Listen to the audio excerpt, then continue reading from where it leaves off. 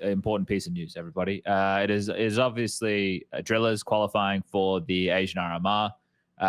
It was an epic match, one of the greatest Counter-Strike matches ever to be played. It was incredible. Like I was looking at the differences in viewership and stuff, and like the BB match for who was playing, was it Mouse against not Eternal Fire? It was like one of the previous matches. It wasn't Mouse Spirit. It wasn't Mouse that big Pain one, maybe, or something. I think it was like something like that. Mouse Pain or one of those matches, and that had, I don't know, somewhere in the tens of thousands, like nothing big. And then I was looking at the DRILLAS match, and they had like 66 on ohnePixel alone.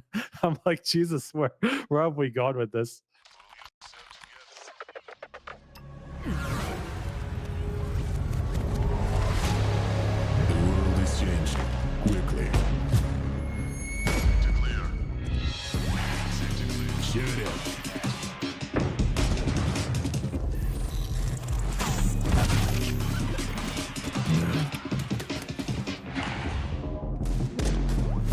Is changing, but one thing remains the same: victories with 1xbet.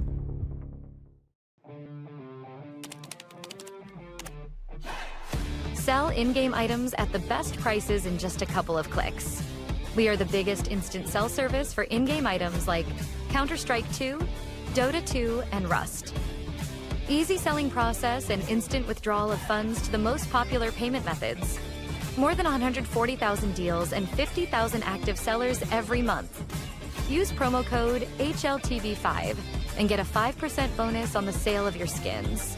Skin Place. Sell items now. Since the dawn of CSGO, we have been there. Observers of all that competition can reveal. Elation, fear, triumph, and heartache reach out from every frame. From the small studios and conference rooms to the epic arenas, the feeling is still the same. We live and breathe this game. This was CSGO Through the Lens. Buy now at hltv.org/shop.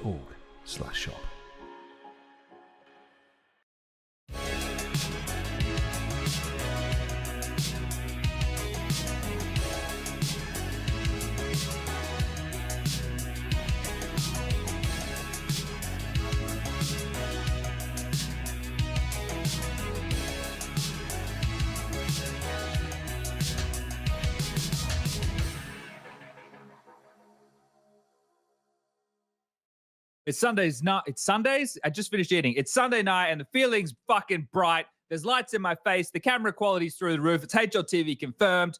It's the end of the weekend. I hope you all had a great one. Don't forget about the sponsors. 1xbet, gamble responsibly. Skin Place. You can sell your skins. Check them out if you want to sell some stuff. Get your jazz hands going. We got Striker here. I had a nickname for him. I think we could start calling him Spare, because if you're into bowling, you either get a strike or a spare. Oh my God. There's one for him. That's advanced. You got to really think deep about that one. Prof as well. You know, looking yoked, got the biceps out, and Lucas on the 1s, 2s, 3s, and 4s. I thought you meant like spare tire, and I was like, what does that say about me? Like, I don't even know if that's a diss or what is going on. Like a fifth wheel type situation, you know. I did not see bowling in that reference. I was thinking bowling because Pro League starts tomorrow, and I was looking at the teams I have to talk to for the lobby, and one of them is Spirit. And then I thought about the time with Shiro in Malta when we did the bowling gag, and it turned into like a whole meme thing. So that's kind of how I had bowling on the mind, which, you know, you don't often have bowling on the mind, do you, Prof? Not really, except connected to that one legendary movie. The Big Lebowski. The Big Lebowski. Yeah. What's your opinion on the movie? It's a great film. Yeah, really. Yeah. And I like bowling. Not frequently, but bowling's a good bit of fun. How can you not like bowling? You get this ball, true. You get to take a bit of a big shout out to Gilborg or Gilly, Big Gil, Lil Gil.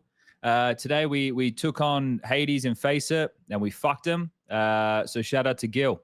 It wasn't Anubis. We played Ancient. It was a great game. He was abusing the skins, was old Gil. Uses a green skin, but it was for the win. 13-4. Shout out to Gil one time. Gilly. Suit. Yeah. Okay. Well, look, guys, we got a bit to talk about tonight. It wasn't the most eventful week. Bet Boom was on. I'll be honest with everybody. I didn't watch too many games. I didn't even watch the final. I wasn't actually interested in watching Spirit fist the likes of Eternal Fire. This is gonna be a shit. That we should just scratch that entire segment, man. Because I've also barely watched any Bet Boom because this has been like one of the few weeks that I've had some free days. It's another Donk MVP, and since the MVP event, it means it's the same caliber as a major or Cologne. Of course. So in my book, this is I saw that equal. comment. This is equal to Zaiwu winning Cologne, I think, at least, and Monacy's MVP from Banana Cup 7 or whatever. Banana Cup 7, yeah. I thought this was as good as Jail's major MVP. Honestly, it was up there. Yeah, it's got to be on par. What do people in chat think about our cameras? Do they notice the quality difference? No one said anything yet. Someone said something. Someone noticed it. Oh, did they? Yeah. Okay. Well, that's very good. I'm glad that somebody noticed it.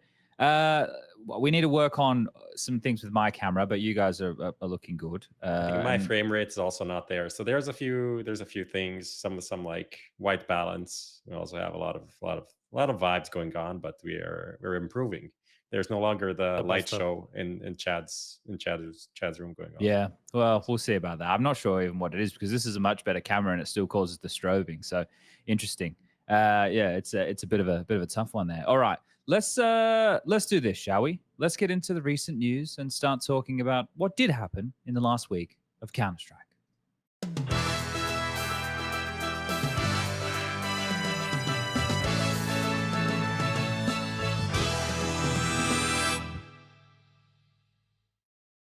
All right. Well, there was a few bits and bobs entering the Counter-Strike sphere. A lot of stuff about tournaments. There's been some big news regarding that and what that might mean for next year. Some conceptions or misconceptions from people out there regarding tournaments and how much information they were having to give out by today being the deadline. But we'll get into that. That's the next little bit. But for the beginning of the show, we're going to talk about XTAZ calling Kyojin a noob. That was the only takeaway that I really had because I was actually just reading the headlines like that was a bit of a TMZ thing, and I saw XTAZ put out an apology, which I don't think he had to do because that was from a podcast that XTAZ was a part of. Is that correct? Yeah. And that was like KRL and stuff, and it was in French, and it was translated by Nell. I don't think it was with KRL, but it wasn't with KRL. I didn't watch the thing because it's in French, so there was no point. I was just reading through the translations, but I don't think there was KRL. I think there was just a lot of talk about him. Okay, I could be wrong though. Like honestly, I didn't see it. I just saw the translations. I just saw the headline, so I really didn't get into too much with the XTAZ interview. Was there any takeaways that I missed when you were reading through the transcript? I mean, the main thing was kind of about the Spinks situation, like the rumor that came out after they won Cologne that like Spinks wanted to leave before Cologne, which is kind of a weird rumor to just put out there. And essentially he confirmed that, which was interesting. You don't like get stuff like this close, especially, man. Yeah, it was like a few months ago, right, that this happened. So he confirmed that there was some interest from Spinks to look at other options, but it didn't happen for whatever reason. Nothing came through, and yeah, they just like consolidated the roster. They're like, this is fine, we're going on with what we have. And he also said, like, obviously we're looking into other players, talking to teams and agents all the time, because you just need to be, you know, aware of possibilities in case of stuff happening. And he mentioned like that they are looking in for replacements, and he said specifically that it wasn't Hunter. Interestingly enough, that part kind of came out of nowhere for me, because I didn't think anybody was saying that Hunter was ever in talks at that time with Vitality. I know it happened like before they took in Mezzi, basically. Like that was he was one of those. What? Sorry, who were they saying? But that's the thing. Like I don't think there was ever a rumor about who would come in for Spinks. I think it was more. I don't know where that rumor came from. I mean, I'm sure it's like one of those things that Carol probably put out there somewhere on the stream or something. But it just felt so random because I didn't hear that. It wouldn't even make sense because G2 would never change 3 players. And I mean, at this point, why would Hunter of his own accord like leave Monacy and Nico, you know, unless he knows that they're gone as well? It would just fuck G2 completely if they lost the core, you know, all that stuff. It just didn't make any sense for that to be a talk in any way, you know. So that part of the rumor just felt very random. It's obviously though, like people hear like, oh, Hunter was in talks with Vitality, so they'll just like, if he was in talks at some point, it's going to be an active rumor. Right. It's just one of those things that gets perpetuated. So I kind of understand why he wanted to say that was not the case. I mean, that did happen like a year ago, you know, when they were looking into Mezzi replacements, and it was like Twists, Hunter were the main two I think they were looking into, but obviously, you know, Twists ended up going to Liquid, and Hunter ended up staying. So obviously that's because Nico ended up staying, you know, like all that, like that all kind of spiraled, and then they got Mezzi and as kind of a third, or even who knows if there were more options. But at that time, I know that was true. But I mean, this most recent one, I'm not even sure that they were looking into possible replacements, because it seemed like it was just a short term kind of hashing out of the situation. Okay, so what we had saying that Spinks was investigating going elsewhere. It wasn't Hunter. Mezzi playing well was the takeaway. Obviously, the Kyojin being a noob part was the reference point, and talking about the EVPs that Mezzi had throughout what was the last year. Yeah, well, like 9 months, 3 titles, 2 MVPs, something like that. And 2 EVPs.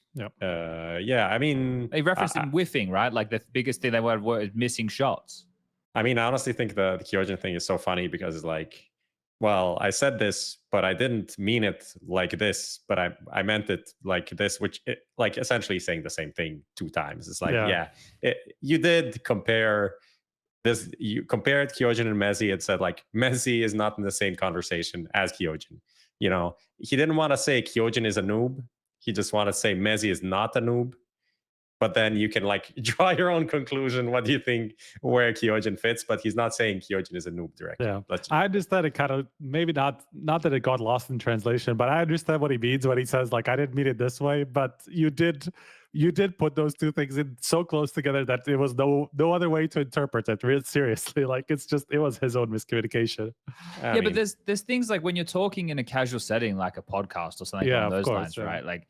It's more of a conversation, and I'm sure he's not meaning any like ill will with it, right? Like it, and also when we are comparing 2 different types of players, they picked Kyojin up when he was completely fresh. He was meant to be like a prospect or a talent, and that just wasn't the case for what they could pull together with at the time, right? And then since then, well, the French scene doesn't really have a team other than 3D Max, and Kyojin's not on that squad. He was over there playing within the Middle East in qualifiers, right? So. You know, this is the thing. People love to turn it like a mountain out of a molehill. It's just it's the classic. It's just a classic. You know, I think it was just a funny thing. You know, I don't think people like looked into it too much. I think people always were like, "Aha, he called Koji a massive noob or huge noob," you know, something like that. I don't think it was like blown like out of proportion. Yeah, it's not the end of the world. All right. Well, from moving on, you guys being HLTV, have installed for everybody playing at home the Valve rankings. Now, you've said it's in beta. Why is it in beta? Because it's, I mean, the difference between the Valve one on GitHub and ours is that it's live updated. So the actual formula is implemented on the website, and it is updated with literally every single match. I mean, it's not even on a daily basis, not a weekly basis like HLTV. It's literally live updated. Like it is the most recent possible. So from that, obviously there could be some bugs. We've already had a couple of things spotted. You know that some of the teams that are don't have a specific. What you said, I think you need to repeat because it might go a little bit misunderstood. So what you're saying is with what Valve have put on the GitHub, you guys are using that code with all the matches that come through for all of the teams within the rankings. It will directly represent where they're at based off of that, not waiting for Valve to update it when they update it. Okay. Yeah, for them, it's just periodic updates, right? Because they just put out an update once every couple of weeks usually, or whenever they needs to. Basically, sometimes it's the like months like gaps between them. So ours is just, it is exact, like right in this moment, absolutely accurate. Okay, so the only other reference point that really is required as far as that is concerned is when the cutoff for using that for events is. Right? Yeah, of course. Okay. I mean, it's not like we're expecting TOs to start using ours, because there's still obviously the rule book and there are some rules to do with which update you're supposed to use, and I'm sure that they will start updating it much more frequently and more regularly, probably weekly, I would imagine. Once once it comes out. So it's not necessarily that, or once we go into 2025.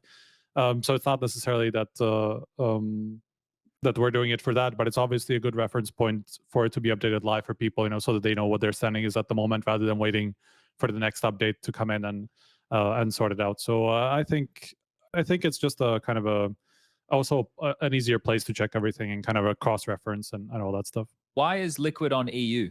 Yeah, that was one of those things I was about to mention before you cut me off. That a couple of those teams, I don't know what the problem is or why that happened, because on Valve's ranking, those teams like Wildcard and Liquid would be the two that are probably the most prominent.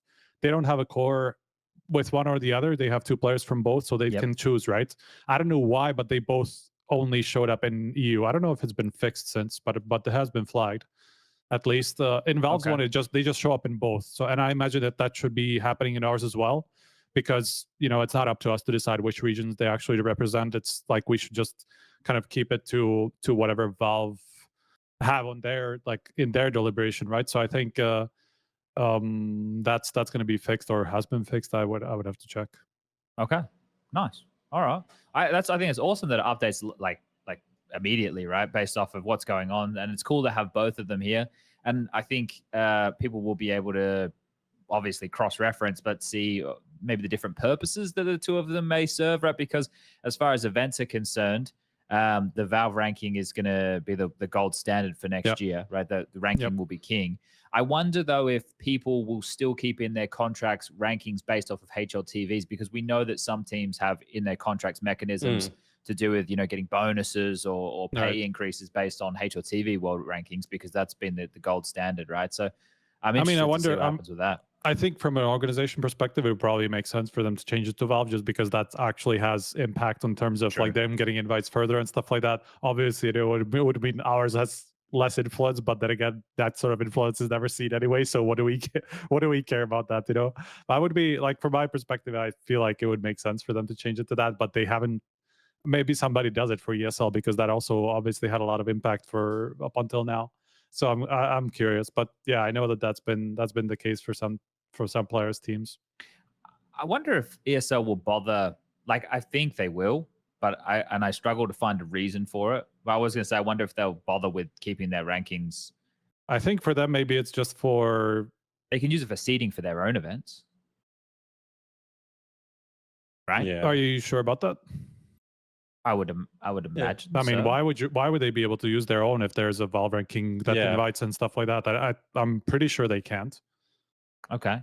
Well, then there's no. It would make no sense, because then, like, why would Valve have their own ranking if they've done TOs can use theirs for seeding, and like to kind of potentially fuck with certain placings and whatever like that, to influence it in some way. Obviously, I'm not saying that they would, but there's always potential for some playing around with stuff to put a certain team in an advantage that you want to go further, and blah, blah, blah. All these things, that can be manipulated in a sense. I mean, that's why Valve came up with a transparent ranking of their own that they felt was going to be impartial, right? Because they wanted it to work for everybody, for every TO. And I fail to see how they would allow different rankings to be used for seeding. Yeah, I don't know. I think an angle to keep a ranking is for like historic reasons. Like, we don't know how long Valve will keep up with this ranking That's also thing. it, yeah. Like, maybe at some point they fuck off, but that's, at least from my perspective, a reason to keep HLTV regardless of what happens, because it has been going on for so long. So, like, why not? We want to keep that legacy, I think. That legacy, right? But I don't know that it's not like people reference ESL ranking realistically in the same context. So I don't know if it's necessary.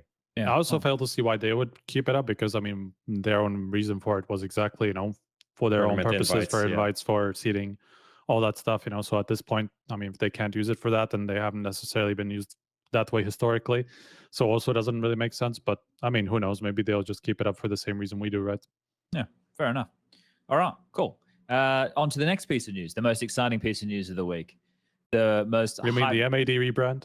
No. I just saw that like 5 minutes ago. I it's on Twitter, literally just. I saw the just players like 10 tweeting, minutes ago. tweeting about it as well, and I was like this was in the lead up, and I was like, what? Like, come on, guys. I get maybe they're paid to do it, but it looks. I don't know how I feel about the logo. The M is just like doesn't really look like an M.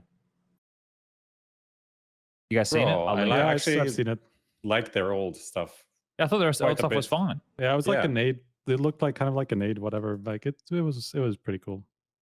I like the color. The colors were cool. I Yeah, mean, this the colors fine, are the but same, yeah, pretty much. Isn't this Bro, The NIP's same colors? Neon. Yeah, it's the same kind of neon. NIP Maybe not green. exactly the same, but it is very similar. Yeah. All right. Look, let's get into talking about the most important piece of news, everybody. It is obviously DRILLAS qualifying for the Asian RMR. It was an epic match, one of the greatest Counter-Strike matches ever Man, to it be was played. incredible. Like I was looking at the differences in viewership and stuff, and like the BB match for who was playing, was it Mouse against not Eternal Fire? It was like one of the previous matches. It wasn't Mouse Spirit. It wasn't Mouse that big Pain one. maybe or I something. think it was like something like that. Mouse Pain or one of those matches, and that had, I don't know, somewhere in the tens of thousands, like nothing big. And then I was looking at the DRILLAS match, and they had like 66 on a pixel alone. I'm like, Jesus, where have we gone with this? I was keeping track with like him watching the matches and stuff and losing his mind. He's got his heart rate monitor on, and I think for the Oh uninitiated, wait, that's right? what the number is. Yeah. Okay. Yeah, but for Okay. the uninitiated, ohne has put together a Counter-Strike team to compete for the Asian RMR, but it was through the Middle East qualifiers. So he flew the team out there, which consists of like WATO, right? I think WATO is the headline name within that team. Kavem's in there as well. Meztal Azalam. I was fucking up with their names religiously. And so. Haji TV. And Haji as well, who's Haji Moroccan, television. right? So Haji's apparently Moroccan as well as French. So that's how they were able to compete within the Middle Eastern qualifier. And they lost their opening game to like Issa's Gigi Hao in the best of ones. And then they had to run the lower bracket the entire way through. And I don't think ohne was like co-streaming it for the first couple of days because he was doing some real life stuff. But then he got home and he was on those games, and I was watching him like lose his mind every match or whatever. And it's kind of fun to have a stream like that, which this is what I imagine the Brazilians, who RIP, we can't see them on Twitter anymore, feel when they're watching a goalless stream. Like just get to go fucking nuts, right, for your team, because the whole stream is just bias. And that's essentially what the ohnePixel thing was. Then he had like observers. Those what's the name of their? I want to find it because they did a great job observing. They had like live replays and shit. That was crazy. Yeah. That I was was like, wait, is that a replay? Like I didn't watch his previous stream of the previous match, and then I watched the last one, and there was a replay. I'm like, where the fuck did this come from? You guys were casting it with Harry, and I'm like, what the hell? This is like massive production value. No, What was it? A-Natty Productions. ANATY Productions. They did a great the job. HUD and That was everything, awesome. because like I have to say the fact that the HUD, like the Go TV HUD, does not exist in CS2, absolute dog shit. Is that a cat? I'm not sure exactly what happened. I mean, I did set up this table like literally today, so like if I didn't fasten something properly, maybe my entire It all setup is comes gonna fall. falling down. No, I thought it was great fun. It was something like everyone was getting, the whole community was there. Like everyone was rooting for these guys to make it through, and the games are fun as fuck as well. I was watching not the last game, but the game before that. They started like 6-1 down, Yes. and won 12 rounds in a row, just like destroying everything. Like every round is insane. ohne is playing Kanye West all the time, doing like fucking speeches, motivational speeches for the chat, obviously, because the team can't hear him at all. Yeah, but it worked. It fucking worked. And you guys casting, insane. Absolutely insane. Harry was coming on because we were going to start, because we've been just in TeamSpeak every day doing like Pro League stuff, working out content and talking about different things. And Harry's one of the guys who's there probably the most with me. Him and Stunner have been there a lot in TeamSpeak the last week and a half. And I knew Harry was coming online, and I was like, fuck it. So I just messaged ohne and I was like, yo, you want us to cast? And like we pulled it all together, and then I was like, fuck it, let's just go nuts. Like we'll treat it as like like it's the grand final of a big event and just go ape shit, because that's half the fun of it, getting to be silly with it. And like, because it was biased. Our angle was to be for ohne's team. It kind of just added to to the fun. So it was cool. It was something good to do, and I think the whole thing is like, I believe he's paying a salary for the team. I got some clarifications. Okay, I reached out. I did my journalism, #real journalism. Nice. Essentially, what the team was put together, and he supported them to get to the boot camp to even be able to play, right? Because some of the guys are from Europe, so it would kind of be impossible to play the Asian qualifier if they didn't fly out somewhere in the Middle East. I don't remember which country they went to. But essentially, he covered the cost for like flights, hotel, boot camp, and stuff like that. The salary thing is, I don't know where it came from. Apparently, not real. Apparently, it's not true. Okay. But the idea is to support them also going into before the RMR, maybe for another boot camp or something. And then obviously, if they would qualify for the major, they would earn a shit ton of money. But I have no idea where the idea of salary came from. And also the whole discussion, I don't know if you read the forums, people are like, oh, 5,000, that's not enough. It's like, bro, why would he pay them anything? How is he going to make any of this money back? Like, what is the angle? He has 0 sponsors on this. It's just like, he supported them, gave them a chance to fucking qualify. And now he needs to pay them. As like, why would this be the case? It doesn't make any sense. It's crazy. Yeah. Well, People are calling him a better GM than Kassad and shit. It's just it's so funny. As if he picked these players or anything. Exactly. Yeah. Well, that was a good bit of fun, but obviously that wasn't it regarding the qualifiers. There was a lot of qualifiers going on. There was the Americas as well, and then all the other Asian regions, right? We had China, we had, East Asia, which is like Mongolia, and apparently people who live in far East Russia, which I guess is basically Siberia and shit, right? Oceania. Bro, have you ever Googled Siberia? Like, to see the map? Yeah.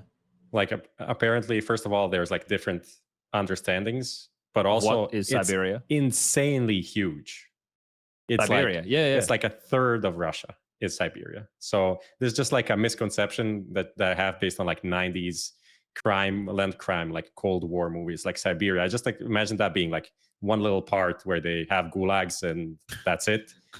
This is like, oh, this guy's like, how many players are from Siberia? This is kind of weird. It's like from this small region. It's like, no, this is like a third of the country. So, yeah, but only including like 1% of the population or something.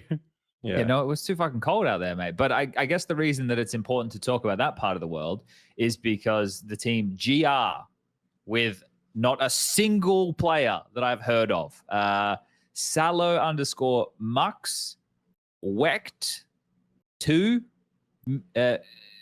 7 Nation, Runnin', like these names, like these, I've never heard of these guys before. They qualified for the Asian RMR. You missed the best name. Yeah, Mediocrity. Yeah. He's done well there. But they qualified over the next best, I guess, that Mongolia had to offer, which is the Chinggis Warriors and Atox. And Atox has some players that people are probably pretty familiar with, like Annihilation, Cabal, Dobu. Those names we've all seen before coming out of Mongolian Counter-Strike. So they snatched that spot away. Obviously, where were we at when we were talking about TALON last time? What had happened? Had they played yet? No, I don't think so. I mean, just some online stuff, but not in this. Not this qualifier. I was watching you stream the qualifier, the Vertigo game. The first half, I was watching that. Fucking hell. You're losing. You're molding from beginning to end, man. It's like, what are they doing? Man, like pistol round, Hazard with the over rotation from the B bomb side after they get 1 kill on A, and he's just fucking giving up the side. I was like, what the fuck is going on here? Like, Rooster called a pretty good game. I just saw you watch them have like nades in their hand in the entire CT side, and you're like, what the fuck is this, man? They're just 2 guys on A just jiggling, like Crane and Shaw. I'm like, this isn't a setup. You got to shoot them. Like, what are we doing? Anyway, they TALON somehow brought it back and won. I will say that if I was to put myself in TALON's position, one of the qualms with being that obviously FlyQuest is the team from the region, them, Mongols, and LinVision are already there based off the Valve ranking, and Mongols last time round at the major. But when you look at TALON, they are the favorite, right? They get to go to Europe, they get to boot camp in Europe. They took Nedic, the best player from TALON. They have a European AWPA. They've got a European coach. Yeah. Like, they should be the team winning that qualifier. And like, I think there's probably a bit of pressure that played into some of those younger guys in that situation. Because in the final, Aaron was the one who had to step up the most to have the biggest impact across the series. It felt like for them to win it. And it shouldn't be that labored. Like, this is no disrespect to Rooster, but they're not a professional Counter-Strike team, right? I think they called a pretty good game. I think they played a pretty good game. And they had two newer guys within that team that I hadn't seen before, Danger and Slimy. And some of those blokes had a bit of a tougher time because of the pressure as well once it got deeper into that game. Who else we got here? Oh, this one makes me so sad. TYLOO, who I was getting on the hype train of, losing a rare atom. What the fuck happened, boys? That was probably the craziest, at least in Asia for sure. I mean, the craziest result of them all. It's like, I love this Surf's kind of synopsis of the situation, you know, TYLOO acquiring 3 players from Rare Atom and 2 from the division and then not making it while the other 2 do. So like all this stuff, I mean, they put together this super team and then fail in the open qualifier. Or closed qualifier. That's kind of insane. It's so crazy, bro. Summer and somebody. Summer and somebody, bro. These guys. And Kaze's in there as well. Kaze as well, yeah. Of course. Literally like the same guys. The same guys that have been around for forever. We're like, we definitely don't need these guys anymore in Chinese. Actually, they're gonna win. Insane. I can't believe it. Like I have some excitement behind TYLOO because I think that roster obviously is going to depend on what their vision is of the game and who the coach is and because the players. Bro, the coach is Zoking. Yeah, well, that tells you what you need to know. Never expect this guy to coach just based on his aiming. The bus driver. The bus driver, bro. The aiming style, just based on it's like Kierby coaching. Like you can't, if you have this like a weird aiming style, you're not coach material. He was also always the guy who was like all the way on the right, you know, just like it seemed like he never really talked to the rest of the team, you know, to all this, you know, so it's funny. I obviously don't know anything about the guy because you can barely speak to anybody from there at all, but it's just kind of funny. Yeah, I'm a bit disappointed that TYLOO, like, we won't get to see them, especially with this being, like, and for TYLOO as the Chinese organization and the major being in China, that one's probably going to sting. And that doesn't mean that they would have been guaranteed a spot. Obviously, the region's going to be pretty tough to battle through with the likes of FlyQuest. I mean, you'd have to think that it would be those 3 making it through, though. Like, TYLOO is the third, Yeah, probably. I mean, Talon would be probably somewhere in there after they've had enough time, you know, to play a bit more. Because I mean, realistically, like you're right, they were supposed to be a pretty big favorite, but then how long have they been playing together? Like a month now or something. So realistically, you know, map pool is probably not going to be super deep. A lot of the playbook is going to be very shallow, you know, like it's just going to take maybe a couple of months more. So by that time, maybe Talon would be somewhere up to that favorite level, you know, to join one of those guys. But they had a real shot. I think people thought of making it all the way. Yeah, well. Are you glad that Cat Evil didn't qualify, Chad? Look at the names of the players. Imagine casting this. Oh, wow. Yeah, okay. Ronan, baby. That would be fun. I could do something with that. But what about the rest? BZA. I just called that bloke Tan and this guy Bucket. Buke. Yeah, but you turn the M upside down. It's close to Bucket. Is that an L or is that an I? Is he Ian or is he Lan? I think he's either way. Lan. Whoever he wants to be. It's really. Lan. Okay, that's Lan. That's a great name. Lan on Lan. I had to copy it into Google to see what comes up. But yeah, it's Lan. And the last team that we didn't mention was Alter Ego, which has Ben Tet, whose birthday it was just the other day. Happy birthday, Ben Tet. It's got Zine, Freeman, Waste of Ammo, one of the best names in Counter-Strike, and Aid Kit. Just a random from Macedonia.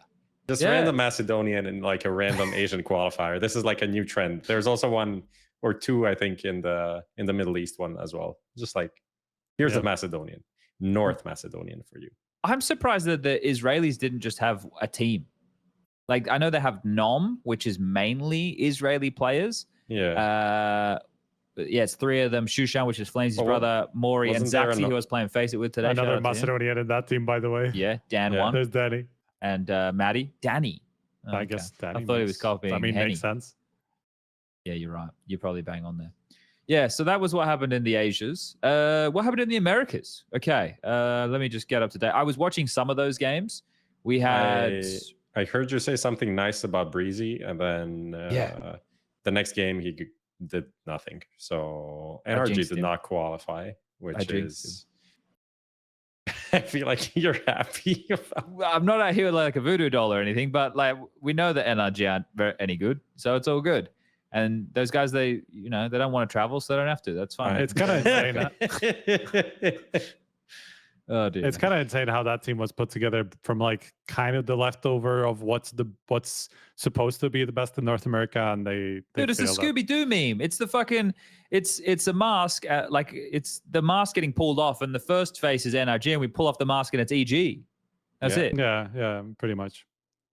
Don Lay says, Sponge, I won Skinionaire 2 shows ago and no one got in contact. I don't know if that's true. I'll need to hand that over to Lucas and Dimitri. I don't handle the giveaways. I think we need to. Oh wait, more people are spamming it. We're getting trolled. I mean, the fact that like Boss makes it over them, and it's basically a completely amateur team, while Energy is kind of a big organization. Obviously, they didn't actually lose to those guys. They lost to Nouns and was Legacy. Nouns was the decider kind of game. But still insane to me. Yeah, so it was Red Canids, which has Cold Zero in it, and Henny, for those people playing at home, if you haven't been keeping up and paying attention. Wildcard, which we touched on just before with the two Swedes, the South African Sonic, and then Stan and JBA. Legacy, which is still the team that people will probably remember just without Taco. Nouns, Bastia, which are the Argentinians. We have Case, who qualified. Case has the only name that I really recognize there is Yeps. And even that is that's only because he's been around for a long time. Crew, some more Argentinians, and Boss. So those are the teams joining the likes of Liquid, Complexity, Pain, 9Z, Furia, MIBR, M80, and Imperial. And that's it, because Europe didn't have any qualifiers. Everything was decided as per the rankings for the RMR. So that's that. Cool. Fluxo probably the biggest miss out of South America. I mean, Art's after Art moved over there, not even making it to the major. I think it was the first time since 2018. I think since Art didn't qualify for the major, so that's kind of a big story there. People are And talking. they were the ones who just went out. Yeah. People are talking about Elevate RMR drama. I saw Graham tweeting about it, but I didn't look into it too much. And I know that they've now been dropped from their org. Those are those Timberman guys. I was going to call them Timberwolves. I feel like this is a copy-paste drama. Like when I wake up in the morning and I see like all of the classic American guys like Note, M&M's, Graham Esioso Pitt tweeting about like the same thing as like another one. And it's never actually that interesting. It's always just people being unreasonable. That's the internet in a whole. I think that's what it's been designed for, isn't it? Yeah, I feel like this one just wasn't even fun. Maybe I'm wrong. But it doesn't matter. We had all the fun. We had the drillers with the fun, and now we're going to have ohnePixel in China standing behind the team as a coach. I don't think he's ever been spotted at LAN before. That's historic. Yeah. No, I don't think. And he will have to. By the way, if he is submitted as a coach, he will have to have his full name out there for the first time as well. I think everybody just knows his first name is Mark. I think, right? And nobody knows his last name apparently, or at least nobody publicly knows his last name. Mark so Pixel. he has to put that out there if he wants to be a coach. Damn. Okay. That's going to be interesting. Well, we're going to keep this one rolling, and from the drillers into more drillers. We're going to do What Are the Odds? One of our sponsored segments every episode. And this is brought to you in conjunction with 1xBet. And it's where you at home get to have your say on the social medias. Prof, this week's question is... Waiting. What are the odds that DRILLAS will make the major? Oh, okay. I'll go first. Let me just look at the list again. The list again. Yeah, so there's 3 spots, 8 teams. Which is pretty. That's a good start. That's a good start. Yeah, you're already off to it's not 50%, but it's pretty close. Yeah. Okay. Right. Now, let's. Okay, fuck it. Let's just do it. Let's go full bias hype mode nonsense. Let's go ridiculous, because that's what this is. It is about being ridiculous. Sometimes you have to be silly in life. Sometimes you have to shoot for the stars. Sometimes you have to embrace your dreams and not let them be memes. And because of that, at hopefully not the sacrifice of FlyQuest or Talon or the Mongols. So I don't even know how this is becoming possible because we're running out of names. Well, that's already the 3 that you want to make through. So you're kind of screwed now. I'm gonna give them. I'm gonna say 51% they make it. Okay, I'll go. Honestly, but Jeez. they didn't play. It's not a terrible. It's not when a they terrible started. chance. When they started going, they It was went. mainly WATO. WATO was how they're doing some fucking. Bro, they are. I think realistically, man, I'm obviously not. they Being can mean realistic, they will not beat FlyQuest or Mongols. I would say that. They can beat all the others though. That's where I'm kind of sitting now. Like they can, but they can also lose to anybody there. So it's kind of like one of those situations. I'll give them 25. That's pretty 25%. So like you're essentially saying out of the one spot, these 6 teams. Because it's pretty much something like that. Like one spot up for grabs between the rest of the field, effectively. GR probably realistically not even anywhere close. So it's kind of 1 out of 5, 20-ish%. Yeah, I mean, but even 25 still, is like, fine. You wouldn't. I'll be honest. You're not even putting the Southeast Asian team in the conversation either. Ben's team. You mean Alter Ego? Yeah. Yeah, like, come on now. Yeah, but they can beat Design DRILLAS. You think they can't beat DRILLAS? I think DRILLAS beat them. I think they probably should, but I don't see that as like an obvious discussion there. I feel like they can beat FlyQuest though. I feel like they can. Really? I'm not saying they will. I'm not. Obviously, they're not favorites, but I feel like they can beat FlyQuest. What does FlyQuest do to ever impress us? You're right. You are right. I'm giving it 40%. It's also kind of optimistic, but I'm giving it 40%. Okay. Chat 61. There's a lot of ohnePixel fans in the chat, man. Yeah, understandably. They're getting excited for it. And the thing is, they get 2 months to practice, but everybody gets 2 months to practice. So what I'd say is the most beneficial for somebody like the DRILLAS is they're all European. Like I know that the Israelis are playing. Yeah, under a different definition, they would be European for sure. Right? Yeah. So they get to play against the best quality of Counter-Strike all the time. They get 2 months to refine how they want to approach the game. So out of everybody in the quality, that's really good. So out of all the teams there, they will probably spend the most time in Europe. You know, imagine the ohnePixel would just pay like an analyst to like anti-strut the shit out of the other Asian Apparently teams, they were using Zippel's, the analyst Zippel used for his boys, Ecstatic Gladiators, but what they were before. Yeah. Ecstatic. Apparently there was they had an analyst giving information. So I don't know any. So he's going to spend the on next that, 2 months anti-stratting the shit out of like FlyQuest and Mongols, and they'll win somehow. I guess it's just going to depend on like the groups, right? But they it's should. still top 3. I mean, it's isn't it just double limb? Yeah, the HRMR should just be double limb. What was the overall percentage, Lucas? There was 61 from the chat, so I guess 44. 56, no, 44, yes. Man, that's definitely a yes, chat. You've got a chance right now. Take a punt. People at home, on the socials, on the Instagram, on the X, get in there. Take the vote. It's worth it. That feels like it's worth it to have a crack. It's not a bad shot, I think. I don't think they have a terrible shot. I do It's think definitely possible, which makes it so exciting. Like it's gonna make this HRMR very exciting. I have to Question say. is if ohnePixel is gonna be there and standing behind the team, who's gonna stream it? Yeah, I'll co-stream it on his channel. Okay. Yeah.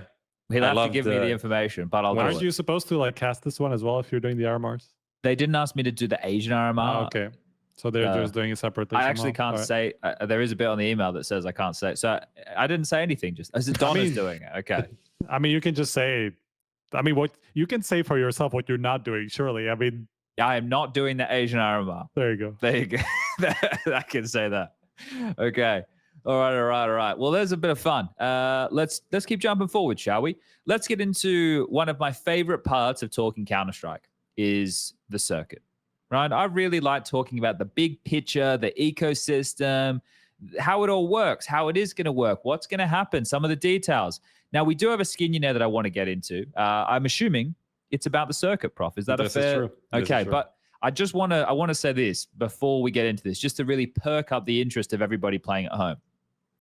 Now, I was tallying up, this is rough, the major players next year of the announced prize money for their events. So we've got BetBoom, PGL Blast, Yalla, Sky Esports, and the majors. ESL and Star Ladder are yet to announce the details behind the events that they're putting on. If you add up what is public knowledge right now regarding the prize money for next year, we're at $15.5 million of prize money across those events before ESL and Star Ladder announce what their prize money is going to be for their events. And ESL are going to probably have somewhere between like 4 to 6 events, I would imagine. I don't know exactly how many. They're probably going to have to up the prize money. I mean, we have their events up. It's on the calendar, right? Like we just don't know what. I mean, you can probably guess. Katowice and Cologne, 2 Pro League seasons. Yeah, exactly. Yeah. Those 4 we know for sure are going to be that, because it's also the 3-week periods that are going to be there for Pro League. So we can imagine it's going to be something similar to what it has been so far, and then 2 IEMs on top of that, whether it's going to be like Dallas or China or whatever. Like let's say 2 of those. So like if you say, well, the IEMs have been 250, right? Cologne, Katowice are 1 million each, but so look, that's mate, there's no way they can keep those IEM events like a Dallas, for example, at 250. Who the fuck's going to go? You With think they're going to everything make else it being less? so much more. Huh?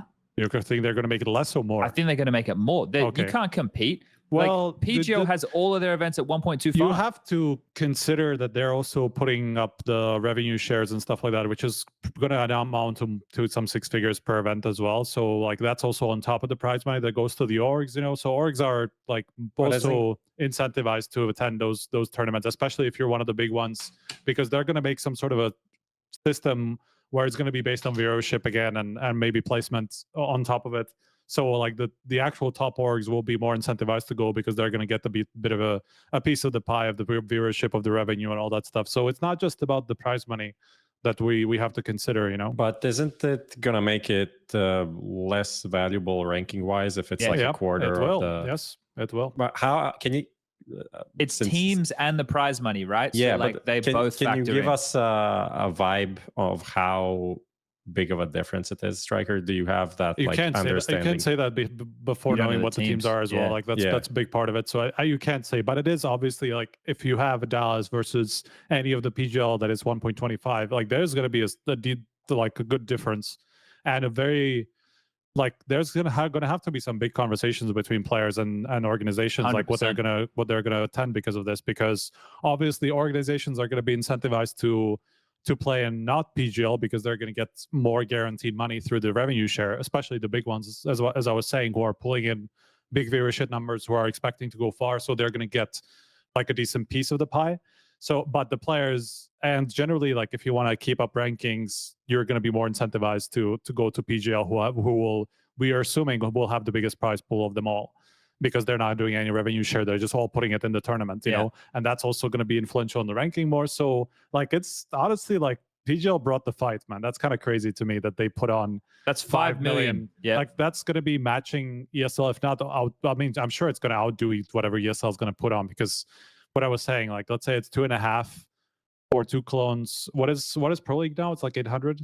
Yeah, it's like 7. Oh, yeah, somewhere. Well, let's say 1.5. Let's say 1.5 for the 2 seasons. 2 million for the Katowice clone. That's 3.5 plus half. So 4 million is going to be from ESL, while PGL have 5 million plus CAC, which is like kind of their partnership, whatever, you know. If ESL don't run challenger level events, which if I was them at the moment, I couldn't see a reason to run those level events anymore. Yep. Then the money from that, which is not a huge amount, could then be funneled into these other events, right? I think it's that a few hundred more thousand, Yeah, it's not huge, but it definitely could be funneled elsewhere for sure. But that's the thing. So the overall point of this was to say we're at 15.5 million of prize money for events next year. That's without ESL, Star Ladder, and there's a Perfect World event next year too that we don't know about. Like we're going to be in the ballpark of 20+ million regarding just prize money from events that's before we even start talking about sticker money. Did you compare it to this year, for example? I mean, I'm sure the difference is huge, but I'm just curious what it is. Nah, I didn't look. I haven't looked at all. I mean, it's got to be like half. I mean, I'm like just ballparking it. I would imagine 10 million is probably even optimistic. It's for prize money over crazy. the whole. It's That is a huge. I mean, fucking wild. just PGL alone coming in with like slapping 5 million on like in their circuit. That's literally, as I said, that's more than what ESL offers at the moment over their biggest tournaments. So that part is crazy to me. No, I definitely think that the 250,000 like IEM Dallas level events, no way that prize pool can stick, because like not even the PGL stuff, but like Yala Campus, what is it? 1.5 million for 2 events, so 750,000. Like there's the every event Fisher is like at least as well, yeah. Fisher is 1 million and 1.25. Like people will just be like, wait, what are we doing? Like the 100%. Why would it's we going to go be to an this? interesting. I think the dynamic between players and orgs is going to be interesting because they have like very different incentives in terms of these events. Yeah. We were talking about it, I think, before you, Striker, even joined, before the show went live, just comparing. So the prize pool for PGL, we said like 5 million, and Blast came out and said that they're doing like 8 million, 8.5. But out of that, only 2.5 is actual prize pool. And then there's 2.5 that's like team accommodation and shit like that. And then 4 more that is not partnership, but essentially the fees for teams that attend. Yeah, I mean, if you added up the PGL stuff, because they also said the hospitality was going to be what 400,000 or so, 480 something like that. So if you multiply by that by 4 or 5, let's say we included CSC in that conversation, that's also another 2.5 million or 2 million. So that's we're up to 7 million for what PGL is offering. So yeah.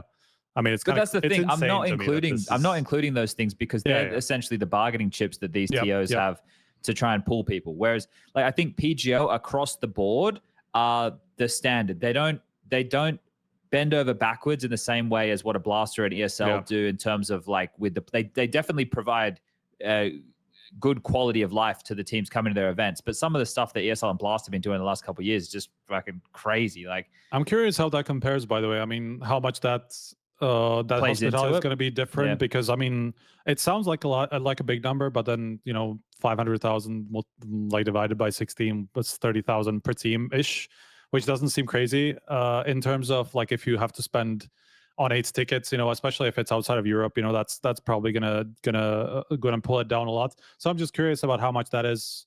Like, what's the sort of stuff that Blast or ESL offers in that? How much money do, apart from revenue share? I'm not talking about that. I'm really talking about just the hospitality side and how many people you get to fly and how many teams you have in the practice room. All the stuff that kind of plays into that whole hospitality kind of bracket.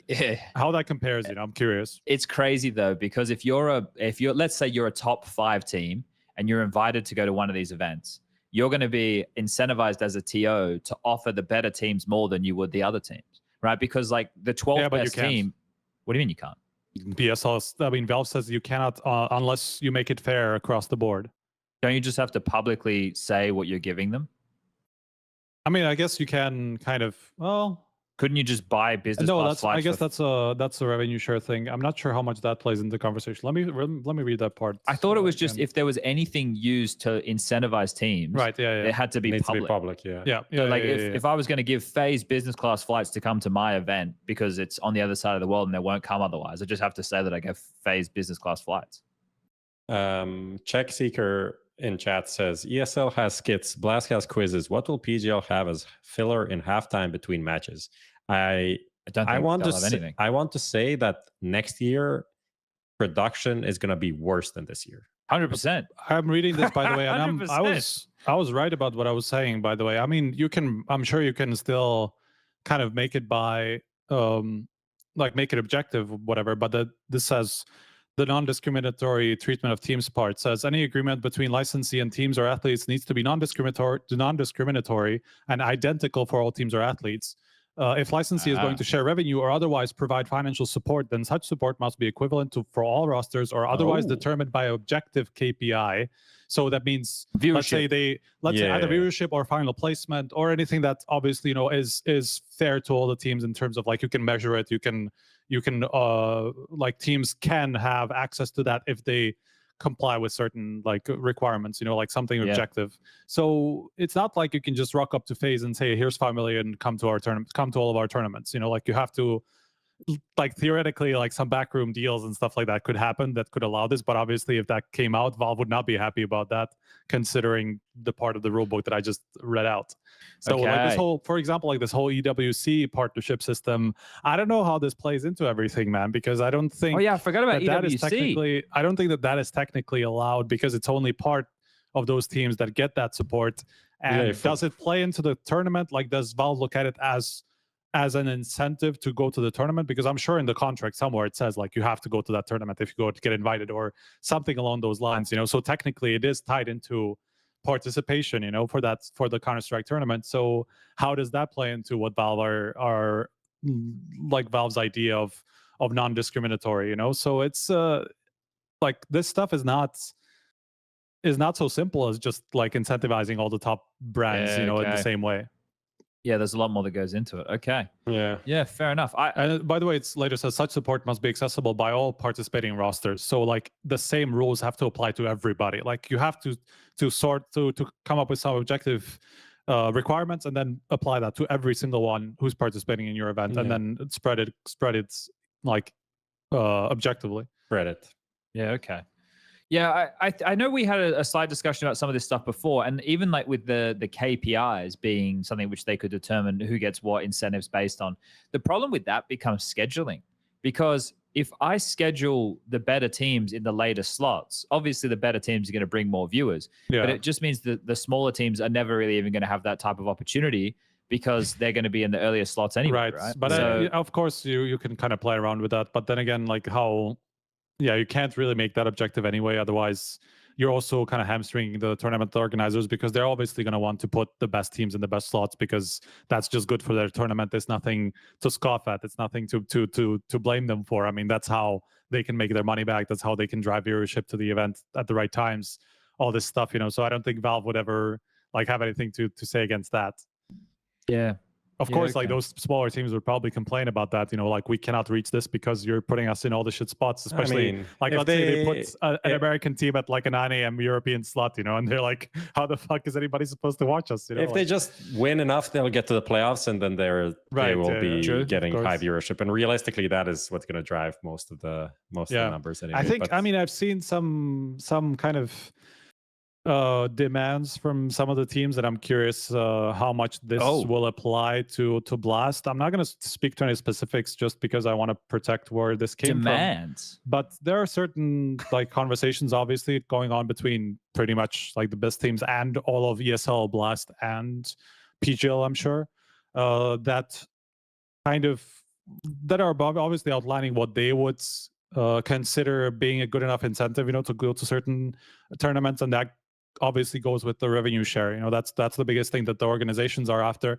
And I mean, it seems like their what is it called? Their not demand, but kind of suggestion would be kind of to make it partly about viewership, partly about final standings. You know, so it wouldn't just be about viewership. It wouldn't just, they couldn't just leverage you know, them being a big brand, but there would also be a competitive component to it, you know. So there are like, and I think this was also the case for ESL, at least. I think they had some combination of those factors in their deals with the partner teams about how much money they were getting from the ESL Pro Tour and from Pro Leagues, obviously, where they were partnered with. I don't know how Blast worked. I think that they didn't have revenue share based on viewership, but based on results. Yeah, it was, Or maybe it was across the board or something like that. I don't remember exactly, but I saw the split was already once. there. I saw the split of like it was based on where you place over the events, right? Okay. And that was like obviously first for the year or whatever it was, gets the most, right? And it would just go down. It was fucking crazy. But yeah, I think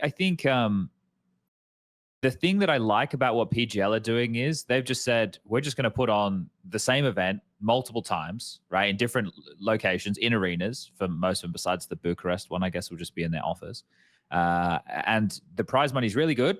So if you want to be a part of this, you can come and play. Like if you're, there's no bullshit. There's none of this other nonsense. It's just, we're putting on an event and the best teams can come and play if they're invited to come and play, like if they're in the rankings. And I'm curious how it's going to work, you know, because it could be kind of a lot of the big teams banding up together to kind of try to leverage the tournament organizer, because it's also like Blastor kind of effectively forcing the team either to attend all of them or nothing, because you don't get any of the because you can't get a hold of that that prize money or the revenue share if you skip.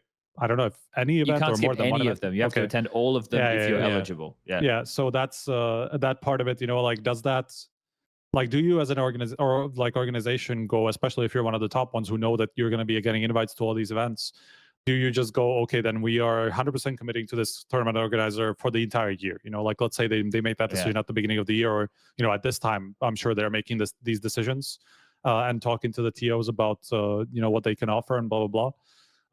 And does it then mean that they will just skip everything else, or maybe they'll just attend some of the tournaments they get invited to? I'm curious how that's going to work, and I hope that we will learn about some of these backroom dealings, because it's important. It's important to know what tournament organizers are offering to these teams, and tournament organizers will have to publicize this. I mean, you could see that from the thing that PGL announced. They're already, and Blast obviously a while back as well, they're already putting it out there, how much they're putting up for the hospitality, which is something we would never hear before. I mean, we would never hear about what's going on into the team's pocket outside of the prize money, So I hope that we learn more than just some rough percentages, and we learn more like real numbers, so that we know, what the tournament organizers are offering to these teams. Yeah. Okay, let's do this. Lucas, run an ad break. Everybody start typing Skin Place in chat right now. When we come back from the ad break, we'll jump into Skinionaire, brought to you by Skin Place. BRB, don't go anywhere. The world is changing quickly. Shut up.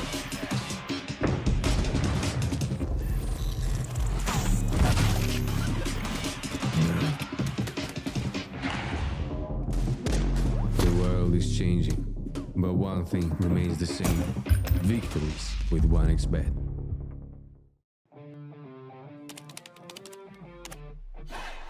Sell in-game items at the best prices in just a couple of clicks. We are the biggest instant sell service for in-game items like Counter-Strike 2, Dota 2, and Rust. Easy selling process and instant withdrawal of funds to the most popular payment methods. More than 140,000 deals and 50,000 active sellers every month. Use promo code HLTV5 and get a 5% bonus on the sale of your skins. Skin Place. Sell items now.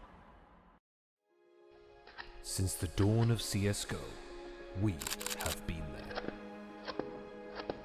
Observers of all that competition can reveal. Elation, fear, triumph, and heartache reach out from every frame. From the small studios and conference rooms to the epic arenas, the feeling is still the same. We live and breathe this game.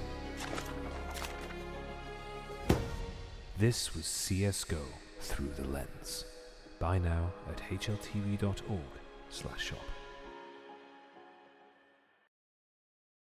Thank you for sticking with us. We're going to get straight into Skinionaire, brought to you by Skin Place. Now, you've been typing Skin Place in chat, and if you're new, maybe you're saying, why the hell am I doing this? Well, that's your raffle ticket. Right now, we're about to do a quiz. 5 questions, multiple choice, A, B, and C. Each question that is got correct, this slider will move up. There is the potential for a $50 skin on the line. My people, being Lucas and Dimitri, will reach out to your people, being you, if you're the winner. Once this quiz has concluded, we'll randomly draw a victor. Now, this week's quiz, because it is under the subheading 2025 circuit, I'm assuming I could safely say it'll be about 2025. Is that correct, Prof? This is correct. You were doing some repetition before the class, and now you'll have your blitz test to see how well you have been following the news. Last week sucked, and I still managed to do okay. So let's see how this week goes, shall we? Is Striker able to help me? Always. All right, let's get into this. Who wants to be a Skinionaire? Brought to you by Skin Place. Question number 1. Yalla will host events in 2 of 3 countries. Which one will not be on their calendar? UAE, Qatar, Bahrain. I know this. Which one will not? Will host events in 2 of their 3 countries. Which one will not be on the calendar? Well, we've been to Bahrain and UAE before. We haven't been to Qatar before, though, have we, for a Counter-Strike event? I think we haven't. I feel like we there must have been something, but probably nothing that's Doha is important. Qatar, right? I don't think don't we've know. been to Doha. I don't think nothing like recently, at least. Okay. Bahrain had the blast thing. a The long world time ago. final, like Which one will Yeah. not be on their calendar? Well, I only looked at the prize money. Last week, Striker, I went with C like a monkey Go for with- the first I think two, and go it with worked. C again. So I'm gonna go with C again. Correct answer is D, Bahrain. Monkey doing multiple choice, working well. Question 1, done and dusted. Okay, so UAE and Qatar. Question number 2. Thunderpick World Championship will take place in 2025 online and will be what, according to Valve rules? Tier 1, Tier 2, unranked. Oh dear. Striker, help me. I mean, Yeah, give me your thinking. Give me your thinking before you ask for help. Well, Thunderpick normally have a shitload of prize money. well, that would eliminate one of those. Because Actually, there's two of them, the rule book. Well, no, there's Unranked, they no, can do whatever they want, right? No, I mean, no, they cannot. No? They cannot put up more than 200. What is it? 100,000. 100k per event? Yeah, I Per don't remember year. what it is. I think. Oh, No, dear. it was Organizer. it's like per tournament is like 100k and then 250 per year or something like that. I don't Yeah. remember what And exactly tier it is. 2 is 250k max. No, it's not. Is it? Yeah. Is there a limit? Anyway, okay, Wait, so there's a limit on tier, so it has to be Okay. tier 1, there we go. but it's Are you online. I don't know. No, I mean Um, with the 250k I'm part, pretty I'm pretty sure. sure tier 2 is not limited in any sort of way. But they always put on shitloads of prizes, but it's only 8 teams. No, total composition plus the unranked part may not exceed 100,000 per event and 250 per year. There's nothing about tier 2 Really? in there. There's nothing that that limits prize pool in any way and in all of the rule book apart from the unranked events. Really? Okay. Yes. Okay, so does that mean if we give that answer based off of this logic, we might be wrong? Let's just say the correct answer is tier 1 for this quiz. But I don't Okay. know what in this case, I'm not sure what it will rank under.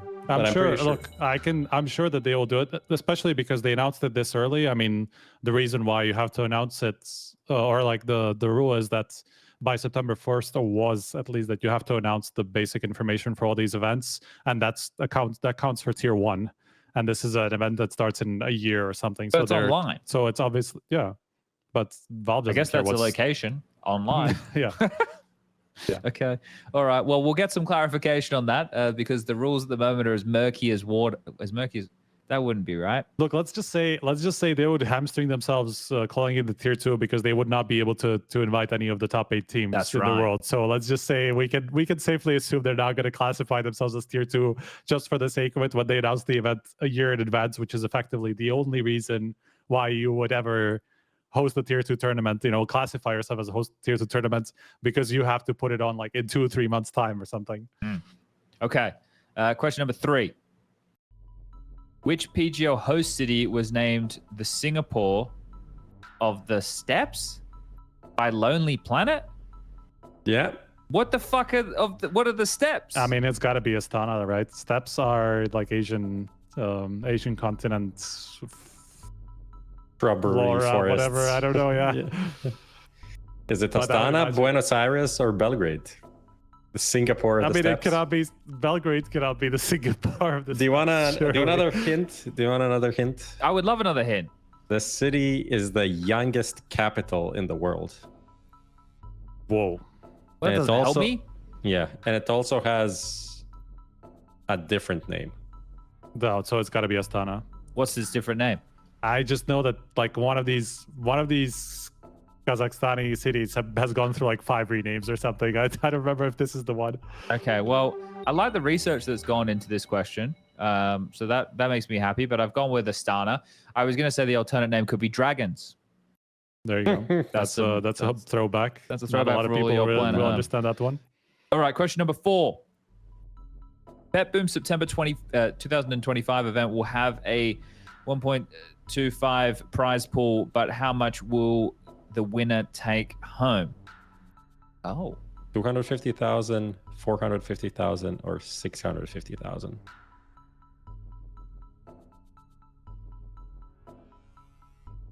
I want to say 650 because that's what I hope it would be. But It's, because I will add some context. It's a 16-team event. I still wish it would be at least 50% of the prize pool. Don't BetBoom normally do that with their tournaments? Don't they? They didn't do it this time. I think they did a bit. It was a less than 500,000. before, I think. It was 500,000 for the current one. I'm pretty sure. Right? Yeah, total. Yeah, but the winner didn't get the 300k that they were before. I It think. was 250k. Yeah, For so half. before it was 300k. That's 50%. I'm going with 3 650. seconds. Okay. I don't know. Didn't want to help you and everything. Fuck it, I'm doing 650. 450. Ah, come on, man. Why not make it it's 650, it's spread man? across a lot of teams. It's like it's all the way down to 16th. Sad, man. Oh. Well, I wish it was 650. Still a lot of fucking money for one Yeah, tournament. but it's not 650 though, is it? It's not 650. It's 450. 450. All right, last question. Which TO has committed to open qualifiers? Sky Esports, PGL, or Blast. Oh, I didn't read the Sky Esports shit, but I know Blast has a couple of open qualifier spots, but so does PGL because it's regional. Okay, not counting regional stuff. Oh. Well, then I feel like it's a trick question and it would be Sky Esports, wouldn't it? But I thought there was like 4 open qualifier spots for Blast. I mean, I also think this question is has Oh, two no. two answers. Okay. Well, what would the 2 answers be? I mean, you know we had that discussion about one of them already, so you know which one is the wrong one. So Sky Esports is the right one. Yes. All right. Well, we'll lock in Sky Esports. Then the correct answer is Sky Esports. Okay, so PGL has them regionally, and I think Blast has a couple. Not open. That's all. They're not open? That's from VRS. I don't think there's anything open there. I thought that the second event that they did was like a 16-team event with some Blast. Like the formats. Buenos Aires, like the Argentina one.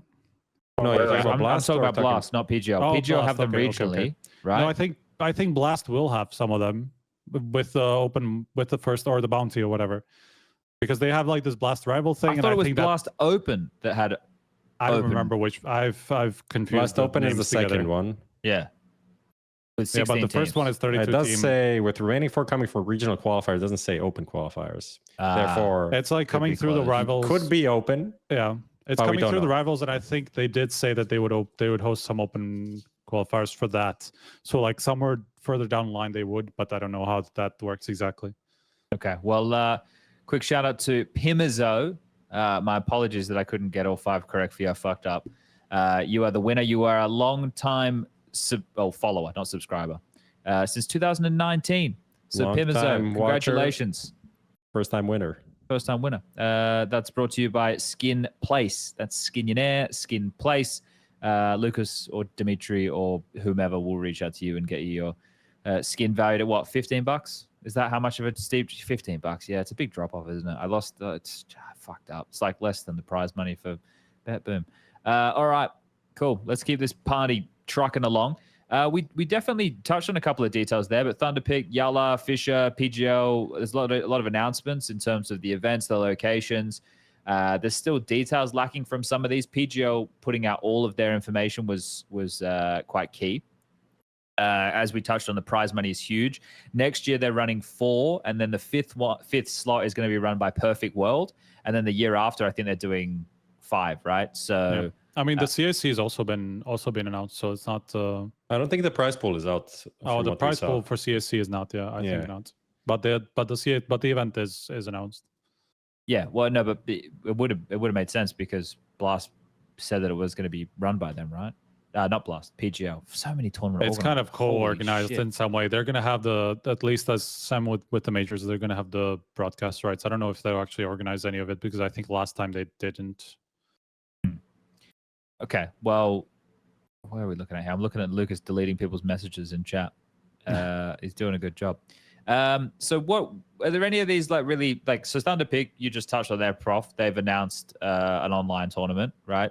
Yes. Yalla are doing it's like 1.75 over 2 events, which we just said we're going to be in the UAE and Qatar. Fisher, which is BetBoom, which you guys were all just watching, have also put out for tournaments next year, which is at 2.25 mil across their tournaments. So I guess there's major players, which would be Blast, PGO, and ESL, and then there's these more minor players, which are still in the mix, and Starladder hasn't announced anything yet. They're rumored to be hosting the second major of next year. At least that's what the word on the street is. And the other thing that I heard, I don't know, this is purely rumor. I've had nothing of any, this is just the backroom conversations that you hear from players and stuff. It's meant to be in Budapest. That's what I've heard. I don't know if any of that is legitimate. So Throwing it out there. Don't quote me. I can't wait. There'll be CS2_news run by some guy who doesn't speak English as a first language. Will turn it into an article. Don't you worry. Sponge confirms that second major of 2025. Bets his house on this. Can't wait. Oh, that's nice. Lucas, bring up the calendar. It's only you can populate as much of it as possible, really. We can look at the January to December load more kind of thing, and look at that load more wasn't there the other day. Yeah, we extended it from like 12 months to more. Thank you very much. That's nice. I say we as if I actually like coded any of this. I'm collecting collective credits for things I have nothing to do with. There we go. Yeah. You can load more and just scroll down a little bit more because this is the rest of the year that everybody kind of knows about more or less. Yeah, you can just go into 25 just from January. Up, not 26, up. There you go. There you go. That's the one. That's the Blast Bounty and then ESL something, which I feel would be safe to assume it would be Katowice, considering that's the slot that we traditionally see that in. Yeah. Then PGO Buenos Aires, and then a Sky Esports event, and then an ESL March event, which normally would be Pro League. Yeah, I would think. pretty long as well. I'd imagine it's like Katowice into Pro League into Dallas or whatever it is, China, or I don't know, Rio or something like that, into the other one of those I was just talking about, and then the rest is pretty obvious. Why do you guys have the Blast Open Lisbon broken up like that? Is that because the gap for the travel time? I think one of it is there's The like the play-in play-in, stage? which is online, and then there's the finals, which is LAN, which we can't really we can differentiate between that. But isn't it the is- bounty No. that's broken up between LAN and online? Oh, this is open. Oh, okay. Yeah, Open Open will is- be on LAN, but Yeah, it's going if to be in in the two different studio. cities. Yeah. So I don't know why it's broken. Ah, into- yeah, right. Realistically, it should be one. It's one event, no? I don't know. I'm not sure Yeah. about that one. Yeah, I'm not sure why it's split. I keep mistaking it. They Blast did such a shitty job naming these things, man, because it doesn't make any sense. Why is this open and why is that bounty when that was more open to whatever? I don't know. Well, because this one has qualifiers. I understand, but whereas bounty has wild card and all VRS. Yeah, that's true. But it's like 32 teams, man. Like yeah, the interesting but half thing, of it's online. the interesting thing is that Sky Esports, all of their events clash with other events that are out there. So like I think PGL that's Buenos good. Aires, one. There is a one, Star Ladder event. One is clashing with the Star Ladder event, Star Series 19 now it's called. We know Star the Series dates. 19. They had a massive hiatus. You just coming back and go, nothing happened. They We're back. want the legacy, man. They want This is people like- to know. You know those couples that break up and then get together after 3 years? And then it's like, how long have you been together? It's like 12 years with a 3-year break in the middle. Yeah. Oh, that's funny. That's about what happened, yeah. That's okay. Fair enough. All right. Well, I think that it is looking quite packed, and obviously the tier 2 events, they'll only start populating the calendar when we get into next year anyway. There's no real rush on that. We're still waiting on details in terms of some of this stuff, right? Like obviously how ESL's stuff's going to function. Mainly ESL prize really money. from the big stuff now, yeah. Yeah, and that, I guess the ESL probably have a lot of things that need to be moved around considering how their EPT was handled before. Yeah, I think they had the most questions about all the rules because they had a lot Events that of would these always feed into interconnected. each other. Yeah. Exactly. A lot of this interconnection that I think they had to probably figure out because that was not, or even like league systems, like that. Those are not covered in the rule book whatsoever. Like it acts like those cannot exist, but like in some way they will keep existing. So like they had to figure out a lot of stuff and how much they can invite winners of these leagues to their events and all this stuff, you know, like how they can keep a semblance of a circuit, you know, still being able to apply under those rules. Yeah, and I think for me looking at this, I still have questions of where is the cutoff going to be for when the teams start getting invited to the major, because now the major is going to be the final event before the break, right? So that's the Blast TV Austin in June. When is the cutoff going to be? Is it going to be at the start of May, right? Because if it starts on the 9th, we're going to America. How early are we going to need to start getting these teams in place, right? So that's also interesting. Let's just imagine. So June 9th is when the major starts, and we are presuming no RMRs, no nothing. So the invites get sent out May 1st or something. Let's just say that. Yeah. But that means that all of the events in May are fucking useless. Well, they're not useless. They only matter for the next season. Yeah. They don't matter. They don't matter for the majors. So obviously it's not like... So it's those events going to be played like maybe one or two.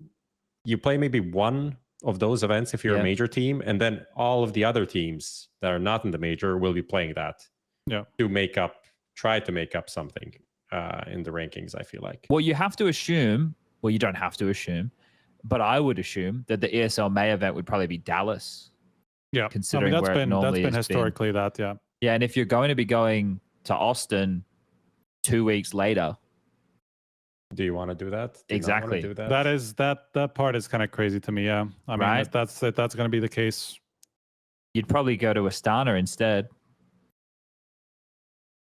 Right. I guess it depends on where you are in the world as well. You know, true. If you're an American team, then maybe you do want to play Dallas. But it's I European, definitely think that those tournaments that are in that dead space between the major invites and the major are going to be the least interesting ones with the least competition, least on the line, essentially. You know? I'm not so sure about that. I think it's mainly well, actually not anymore, because we've cut off the part where anything after the major actually happens. So maybe not, but still, like a lot of these, it depended a lot on teams and their own strategies about if they wanted to attend anything before the major, because typically they didn't want to go into a major with like a month of nothing. Yeah, because they would come in rusty. So I'd imagine a lot of them will play these events. It's not like a lot of them. I mean, that's why I think like people will go, if they have an ESL partnership, they'll go to the ESL event, or they'll just go to PGL because it's the highest prize pool. But that's either or, most likely.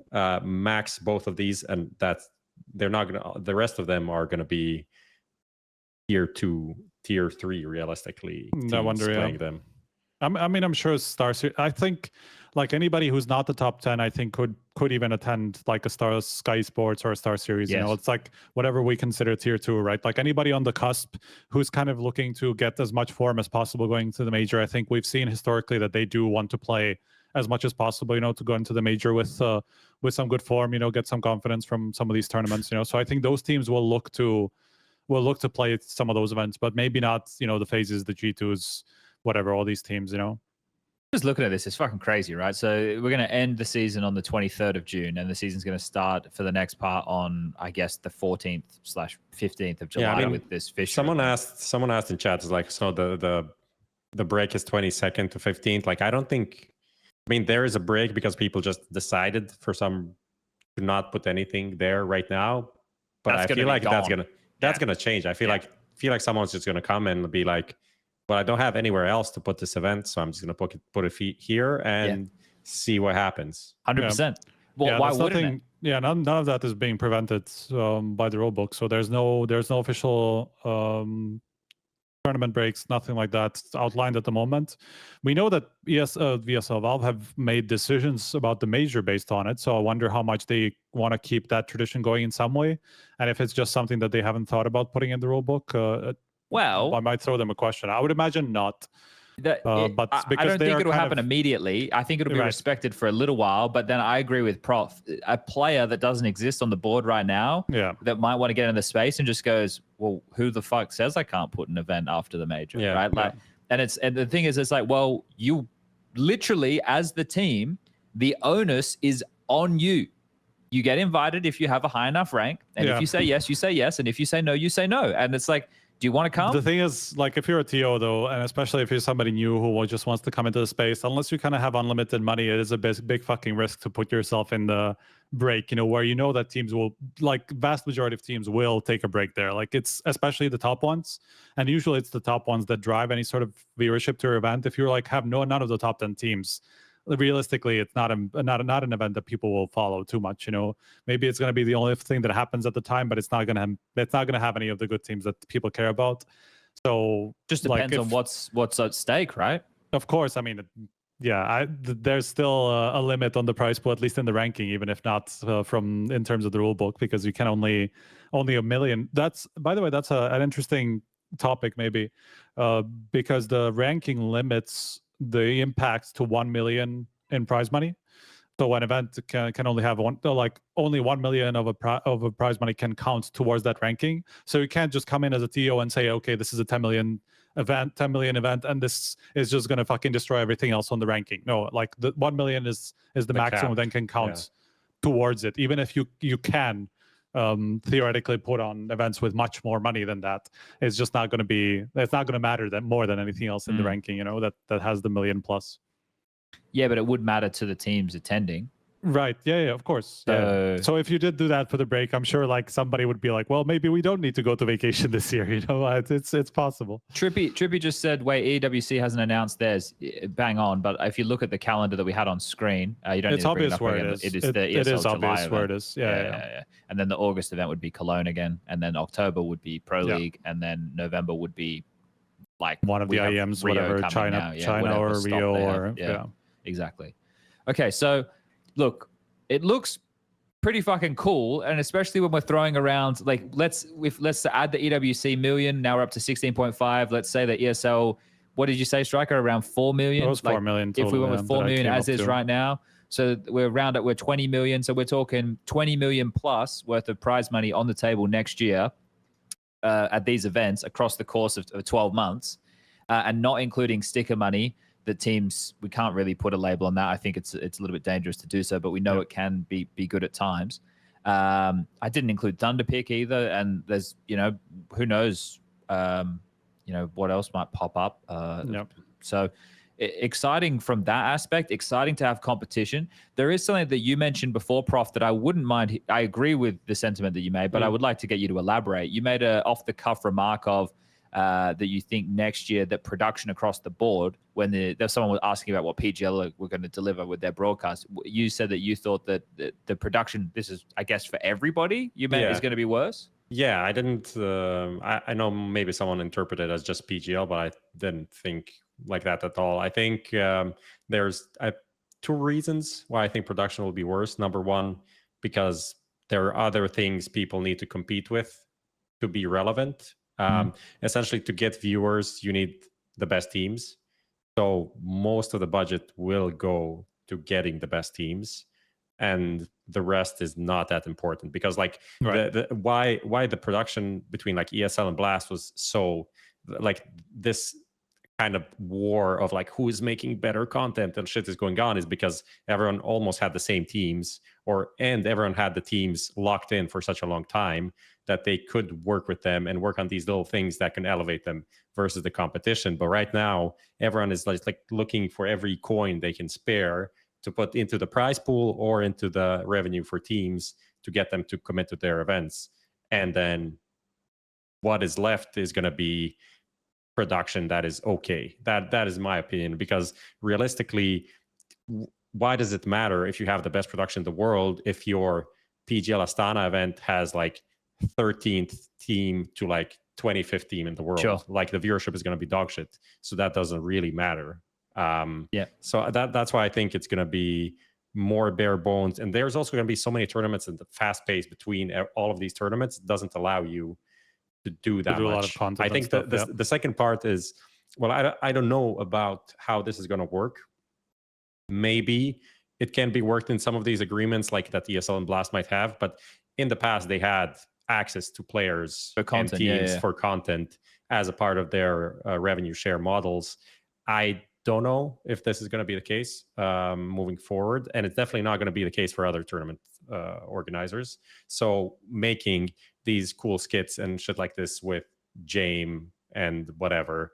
It's much harder when you need to manually go and ask him, hello, can I get Jame for 10 minutes this day? And they'll be like, no, we have a game. But when this is media day, we have all of the players for 8 hours, then they can't really say no. They can just be annoying. I mean, they can still say no, but I'll be honest, a lot of the time they do say no. yeah. Yeah, But But gonna it's be more rough because incentivized to help. They're going now. to travel so much more that it's probably going to be much Yeah. harder to get them to say yes anyway. You know, Yeah. so from that, Yeah. like Mate, I see that angle. I remember back in the day, we went from a New York event to a Malmo event, and we landed on the quote unquote media day. Like, you know, Yeah. your travel day, and people aren't going to want to. That's going to happen. That's going to happen more this time. 100%. And I made a list of things that TOs can own, right? Because I agree with the sentiment, Prof, that the focus won't have to be as much on those differentiating factors, but I still don't know if the TOs have necessarily cracked the code on how to be financially beneficial, right? Like what are we selling, right? If you think about it from a TO perspective. So things that they can own, right? Merchandising, media rights, sponsorships and partnerships, event experience. So throughout the events, you know, all the stalls around there that the fans get to enjoy, signing sessions like Prof's just talking about now. It's going to be harder to get the players to do things like skits. Well, think about it. If you're no longer a Blast or an ESL partner team, you no longer have to go and do the signing sessions, right? You no longer contractually have to go and do those signing sessions at an ESL at IM Cologne, for example, right?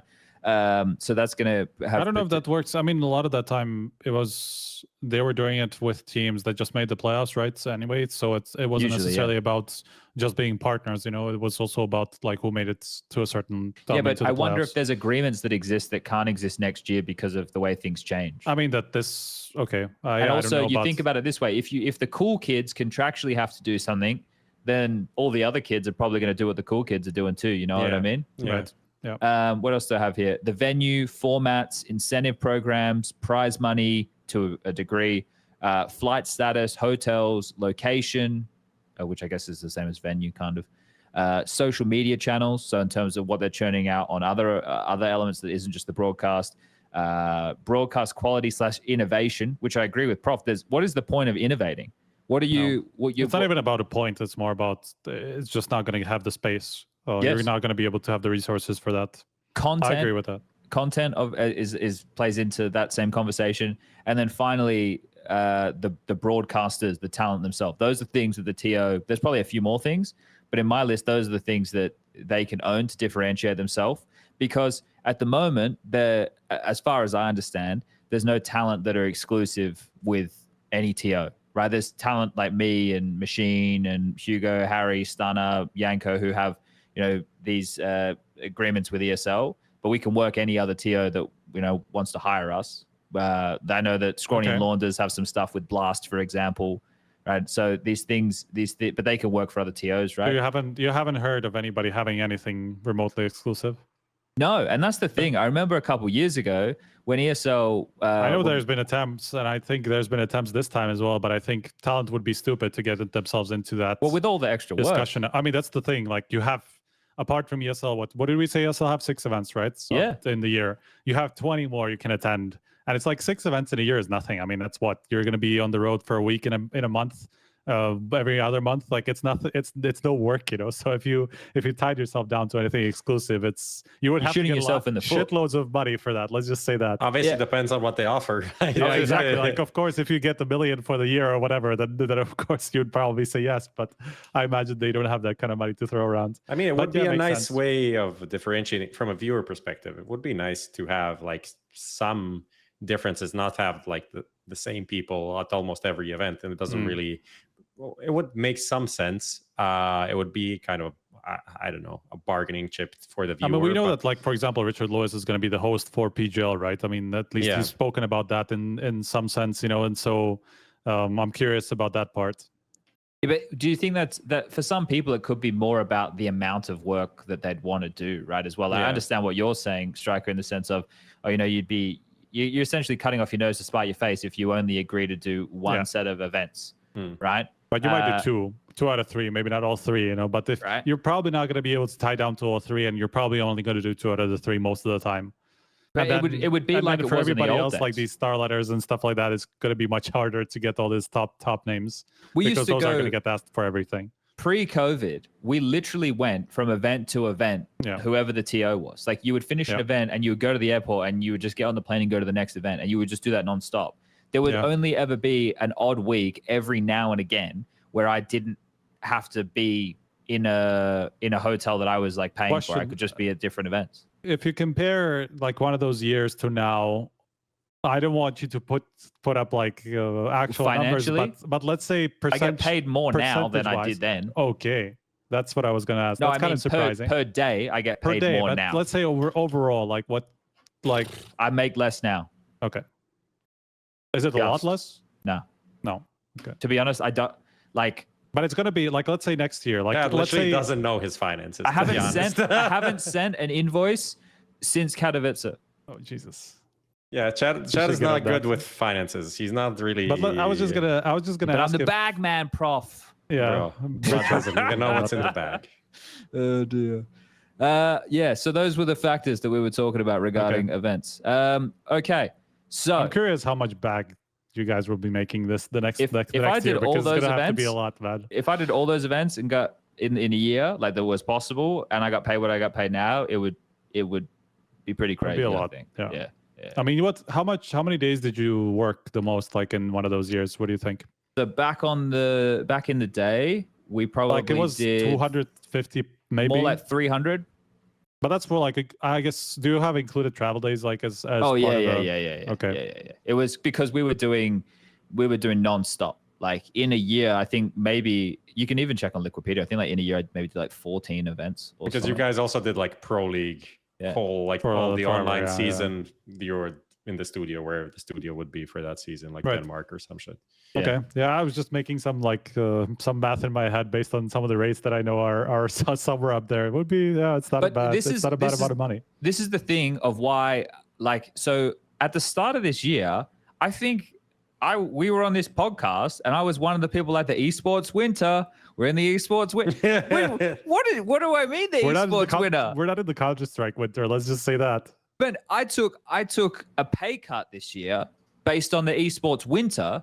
It doesn't seem like it's fucking cold outside, man.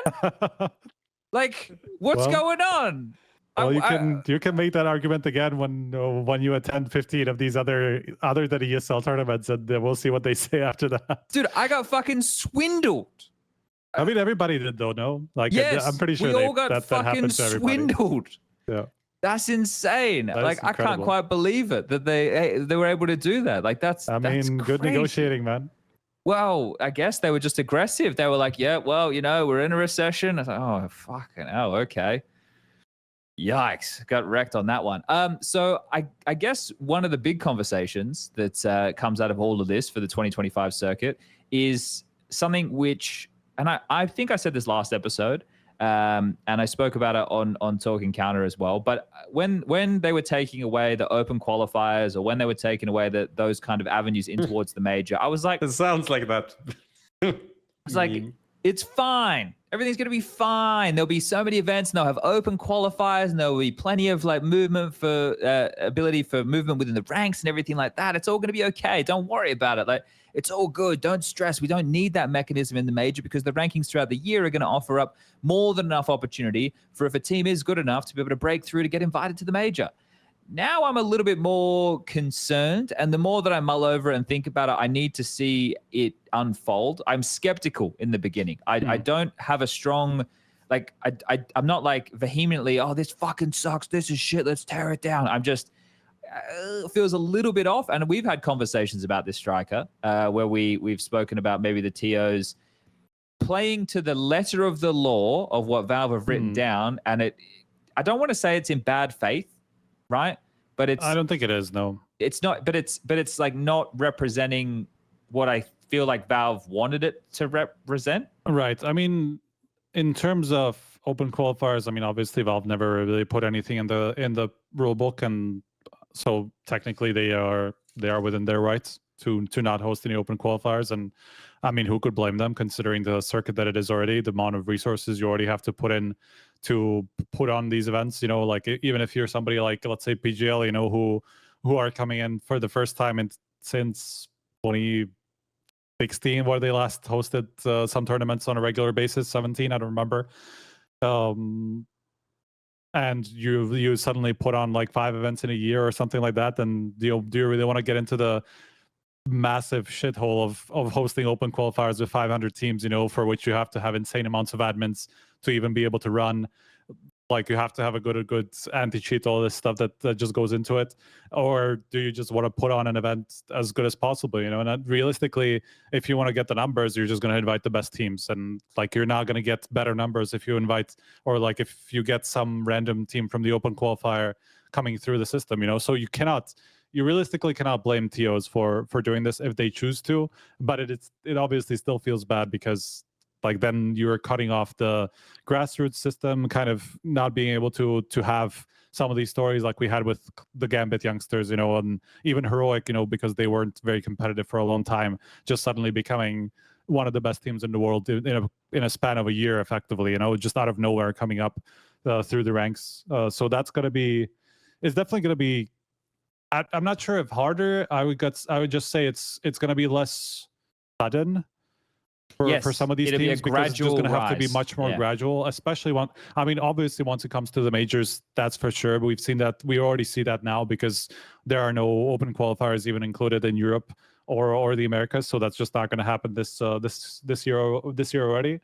But from next year, that's going to be even harder, just because you're going to get an invite to one of these 20 because you've done it well enough in these CCTs or whatever, like a bunch of these things, to just get over the hump of some of these teams like that are on the edge, that are going to get invited to some of these close qualifiers, or like within the top 24 or whatever. Or you're going to come up through one of these open qualifiers that are going to be hosted, I imagine, by ESL, who have done so far, and I don't see them just deciding to completely cut off that avenue for everybody. And I mean, they also have the leagues and stuff like that they kind of want to, I'm sure they want to keep going, because it was a good way for them to keep having teams churn through the system, right? So there will be avenues, I mean, that's for sure. At least some of the organizers, I mean, Blast have committed to some regional qualifiers. But regional, you have to, kind of, because you wouldn't be able to, like, the reason they're doing regional qualifiers is so that at their arena events, they have some regional reputation there to help fill out spectators. That's the reason. I mean, that depends on which organizer you're talking about, I guess, or which events. Well, but that's with the, I guess, for example, that would just be for Blast is based in Copenhagen, and then a different they're not. That's not going to matter at all. True. Same thing with Bounty. You know, it's like the studio as well. No, I think that top 8 is online, and then that's another thing that kind of irks me about this is, well, maybe it doesn't irk me, but it's just the language that Valve is using is the interpretation of the language that Valve has used changes the way that tournaments are essentially structured, right? Like, so I mean, this whole idea for like closed qualifiers to be group stages, I feel like is completely, it feels like bogus. A scam. No, this can't be real. Like, it's just so wrong. Like, that is definitely out of, like, that's definitely not what Valve anticipated will happen. And I warned them it will. Like, I told them so. Wag your finger at them. First day I saw these rules come out. I'm like, this is what tournament organizers will do. They will find formats to get around the technicalities of it. There will not be any close qualifiers. There will not be as many open qualifiers as there have been so far. They seem to think that there still will be, and there still will be. Like, we know that there will be, and some of the tournaments will be structured in a way where how they intended, but clearly, you know, a lot of them will not. I mean, Blast and PGL, what they've announced, and that's the point. Like, it was very optimistic to put those rules together in a way where they would expect optimistic and naive. Let's say, yes, exactly.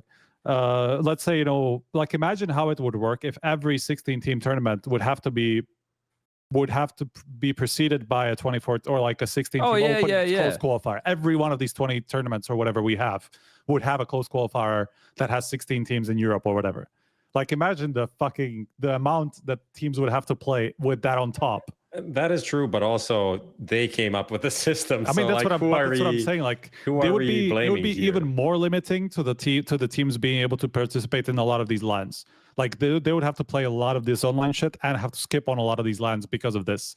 Like, they would have to pick and choose even way more than we think they will now because of this. So, but it's only because that's how they structured. Like, we had the system to structure it that way. We had a system working in the past, which had, like, I don't know, 16 teams.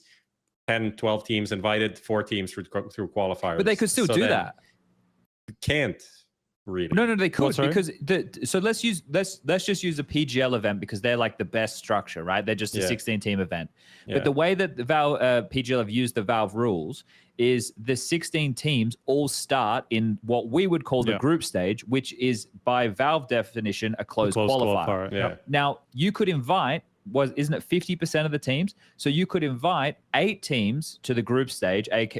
Let's just call it an actual group stage, but it's the group stage of the main event. Like, right? If you put it up as a clone, you know, like as an example, maybe, like as a contrary to what. But then we'd be like, using PGL is play-ins, right? But that's a close qualifier. I mean, play-in would be a close qualifier. Yes. Like if you put up a clone, that would be exactly the sort of blueprint that Valve had in mind. like what we just saw with the Bet Boom event as well. Yeah. Right. Yeah. That's something like that. But they would be online in that variety, right? Like I wonder if those ones BetBoom were did that online. for. I mean, I guess they couldn't because it has to be at least 16 teams. So never mind. It doesn't matter. Well, yeah, I don't know. disregard. All I want to say is it's pretty stupid. It doesn't really look good to me. Someone also said just in chats like teams cannot really change that many players because of completely losing points. So if you want to change 3 players and go to like 0, this I is mean, correct, but that would right? happen up until now, regardless. But yes, but the difference is like there is no ways that To get you in can now. make I know the there is. wild card. no, that there's the wildcard invite, which is absolutely available to any TO, and I'm sure they will use it for some of these teams that are like, let's say Liquid, you know, like let's say somebody does the Yes. Liquid and they change out the entire core. You're telling me that ESL or Blast and PGL would not get the opportunity to be like, Well, but these guys are like, they will be good, and we can invite them based on this wild card. Let's do it. But the only Like, it will happen. the only wild card spots that have been announced so far were for Blast Bounty. But it also, I don't know if you're necessarily.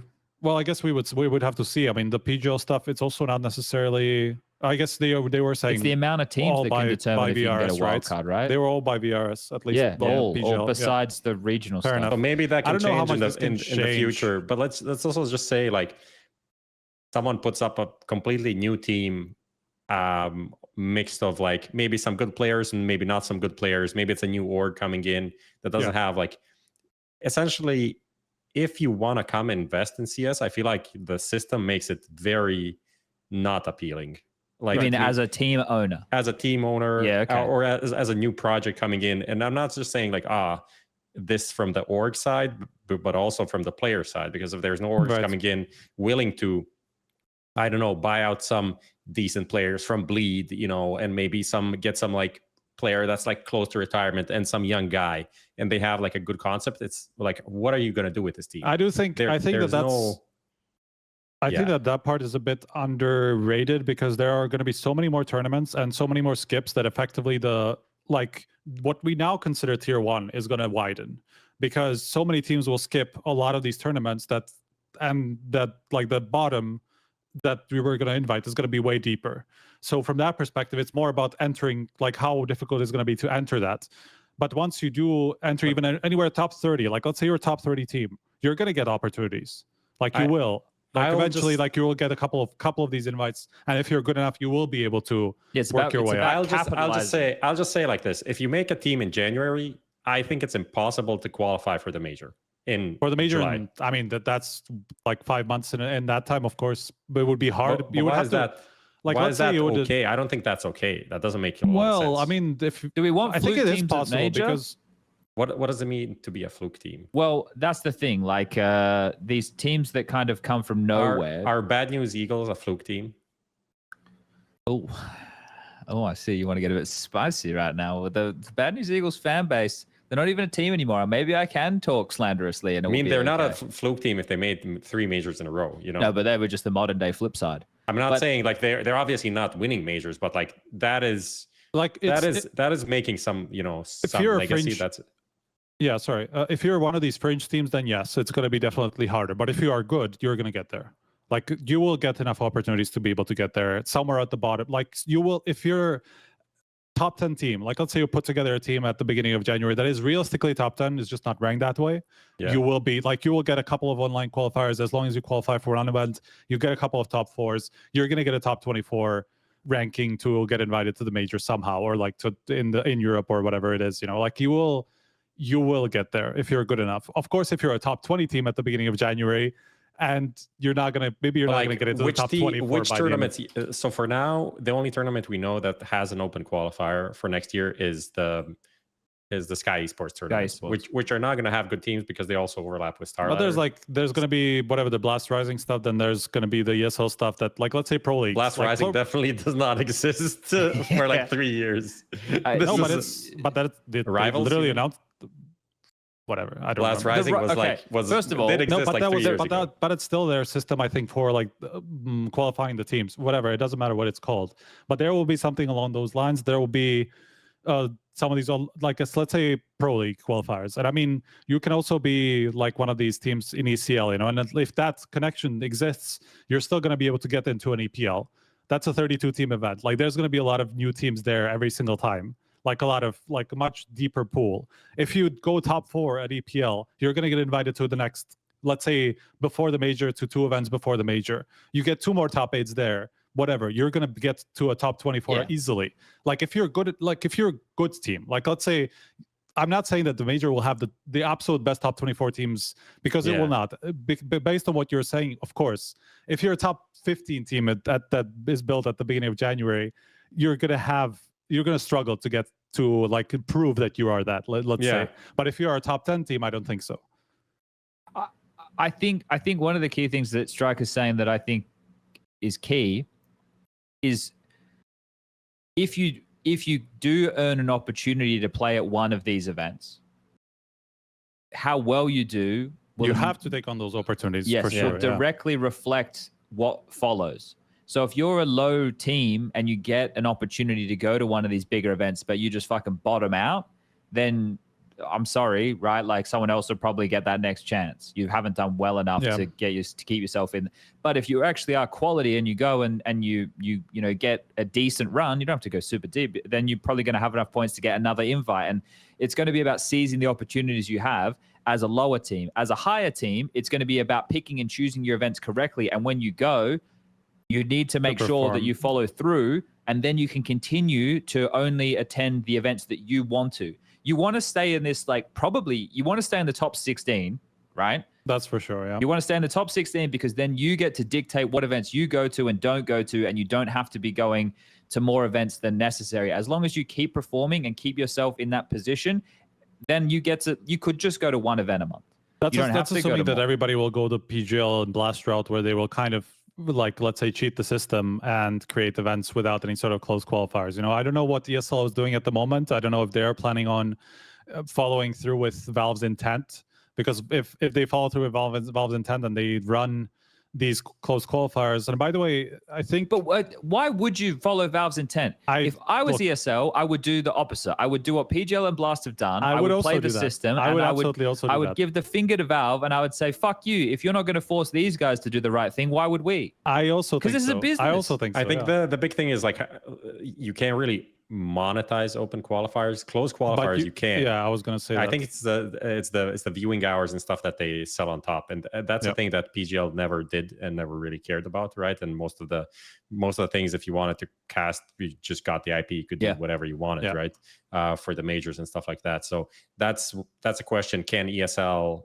do something about it that makes sense? And if they're going to have less of these challenger events, their viewing and, like, broadcast hours are going to go down a lot. So maybe they do want to keep and have, like, an online component. And honestly, like, if ESL has, my whole thing is, like, if we just have, like, one open qualifier spot for each event at every, maybe not even half of the events, then I have, like, no qualms, because it allows for that team that's obviously better. Some of these, like, I don't know how, like, what's the shoots and snakes and ladders? These ladders, fucking shoot up in the rankings, and not have to rely on something like CCT, which has its own problems. Like, we saw some story recently with a guy being, like, shadow banned on CCT, so they don't want to invite his teams or any team that he's in. So I wonder if that's. I don't know if you guys... This is just, like, a complete tangent, but this is just, like, one tournament organizer deciding they don't want to play with this team and this player, and, you know, fucking it up for them, and not having. You don't have the opportunity to do it anymore. But as you wanted to say, Striker. No, I was going to say, like, they added something in the rulebook that kind of insinuates that TOs have some say in who they can ban, like based on, let's say what is it called, sports radar or whatever, like some of these guys who are keeping track of some dodgy behavior on betting and like especially connected to certain teams, and that's how these teams usually get shadow banned. They get flagged in one of these control systems that are like keeping track of suspicious betting patterns and things like that, and that's how they would rather just not have bets on this team, and that means that tournament organizers will also follow in a certain way, and they're just not going to allow these teams to participate in their tournaments because it's risky, obviously, to have them. Even if they don't have proof necessarily, there's enough suspicion that they just don't want to take that risk. And I wonder how much that's also going to cause problems, with this online part of it, because obviously they will, like CCTs and stuff like that, probably will have a bit more influence as a result of this, because there's not going to be as much of the other stuff going around. But I'm still not sure if I actually buy this, because realistically, what we're getting on top is PGL and some of this other stuff, Fisher and Sky Sports and Compass and whatever. But the open qualifiers that we have up until this point, at least I assume, and what I've heard is going to be relatively similar in terms of ESL, for example, having open qualifiers for their regional, or not even regional, for their IEMs, for the IEM tournaments, and only probably, and EPL obviously has always been a place for them to connect to. Exactly, that place for ESL to drive their leagues into and all their regional qualifiers into, and previously national leagues those don't exist anymore. But I would imagine that is still going to be the case, because that's always been kind of ESL's mantra, from zero to hero, whatever. I don't remember what they actually said, that, like how they actually branded it, but they've always been a big proponent of this part, and I would be surprised if they just said no. Like, if Valve are giving us the option, we're just not going to do it. Also, because of the reason Prof said, like, there's also a lot of value in that in terms of hosting these leagues and all this stuff in terms of broadcasting it. So I think we're only getting things on top that are now going to have these open qualifiers, at the moment PGL, rather than the entire circuit having less open qualifiers overall, So I think it's just going to become more diluted, I guess. And so it will become still harder in a sense, because you will have fewer opportunities as a percentage, like out of, because this, at the moment, we have half of the circuit is ESL, let's say. And so 50% of the circuit, you have some sort of an open way into. It's going to be less than 50% moving on from now, because, PGL just entered the system where they are hosting 0 regional qualifiers, How funny it is you saying that, and the whole conversation is like, well, ESL bad, ESL partner league, ESL bad. And you've just said that the majority of the open spots in the current circuit come from ESL. I mean, they do, yeah. I mean, if you look at Blast, they were almost entirely. Obviously, they had the showdown, and that was kind of like a way, but that only fed what usually it was the partner teams who came through that anyway, and so it didn't really feed any new teams from further down, because they also didn't have that big events, right? They only had 18 ESL events. Shill. This podcast is sponsored by Saudi. This tournament, they are all sponsored by ESL. Right. Actually, someone commented. I guess it's the same guy. It's the Maui Stan. Yeah. It's probably the same guy that came in chat. Like the latest YouTube thing, I was like, what are they saying? Like, podcast sponsored by, like, this is not true. And then I replied, and I'm like, I'll just delete this comment because it's just factually incorrect. I'm not gonna engage in this discussion. It doesn't make sense. It's but it is like, it is how it's gonna turn out, right? Like, I mean, I'm by the way, I'm making a lot of assumptions about what ESL will do, but I would be surprised if it wasn't at least in some way similar to the circuit that we have now. I made a tweet about this the other day, and I was like, still waiting for ESL stuff before like we can make a full understanding of the blah blah blah. And some guy's like, aren't you close with ESL? Can't you just ask them and they'll tell you? What you think they're just gonna fucking tell me what their plans are? Like, do they? I'm the guy on the podcast who can't keep my fucking mouth closed. You think they're gonna fucking tell me? Jesus. Lucas is lagging. Lucas is lagging. I see I'm kind of lagging on but everybody else. No, they're not. Anyway, I guess we're okay. I don't know if people can hear us properly. I don't know. Let me see. I don't know how bad it is. We have a recording anyway. That's true. So we could just keep talking, and it'll be fine on. It'll be fine on YouTube. It just won't be fine for people right now. Yeah. So, But guess I I'd mean, know. but you understand what I'm saying, right? I mean, on a grand scale, it's going to be less as a percentage, but there's still going to be just as many tournaments to enter into from an open qualifier. You know, it's just going to be harder. Maybe those tournaments are just not going to have as big of an influence on them being able to make it to the major as they have so far. For example, you know, because there are going to be more tournaments there with, and some of them will be without open qualifiers or anything like that. But if you take a break or what, okay, Lucas? It seems like we're okay now. I don't know. I mean, I'm looking at the feed and it seems fine now. Anyway, We'll have to get and then used to this you- level of production next year. and then you enter like Sky Esports and Starlighter, who are, I don't know about Starlighter, but some of these organizations have already kind of committed to regional qualifiers. So there will be, I was skeptical at first also in terms of teams maybe having, or tournament organizers not being incentivized enough to host this. But so far it looks like, you know, Blast and PGL are maybe the only two that are kind of veering into the direction of just like, let's just keep it to invites, and everybody else is going to have some sort of an open way to have new teams enter the system. So I think, as much as I was skeptical at the beginning as well, I think it's not going to be as bad as it sounds. I'm just worried more about where these open qualifiers will be spread in a year. You know, for example, like ESL have decided their pro leagues, biggest grow groups, for example, so far in advance, and all the teams that are playing there so far in advance, you know, that like it's maybe not going to be so current. It's not going to be so current. Like what team is good now is going to play in a 3 months time in an event, you know, and how they will be able to capitalize on their form in that moment, you know, like how much it's going to become detached from the actual form that the teams are in. That's more the part that I'm worried about, rather than there not being any place for them to move up. Yeah. All right. Well, there'll be more on this. Prof, you guys anything you want to say? Bro, how is it fucking 10 p.m.? Yeah, I see. We'll just speed run through some of this. We got some questions from the people at home. We're not, look, everybody, if you watched Bet Boom you're in chat right now, did you enjoy it? Was it good? Let us know. Put it in the comments right now. Because I'm going to be candid with everybody. I watched probably about 4 games of Bet Boom. You did it better than me. I didn't even watch the final. For some reason, didn't really tickle my pickle.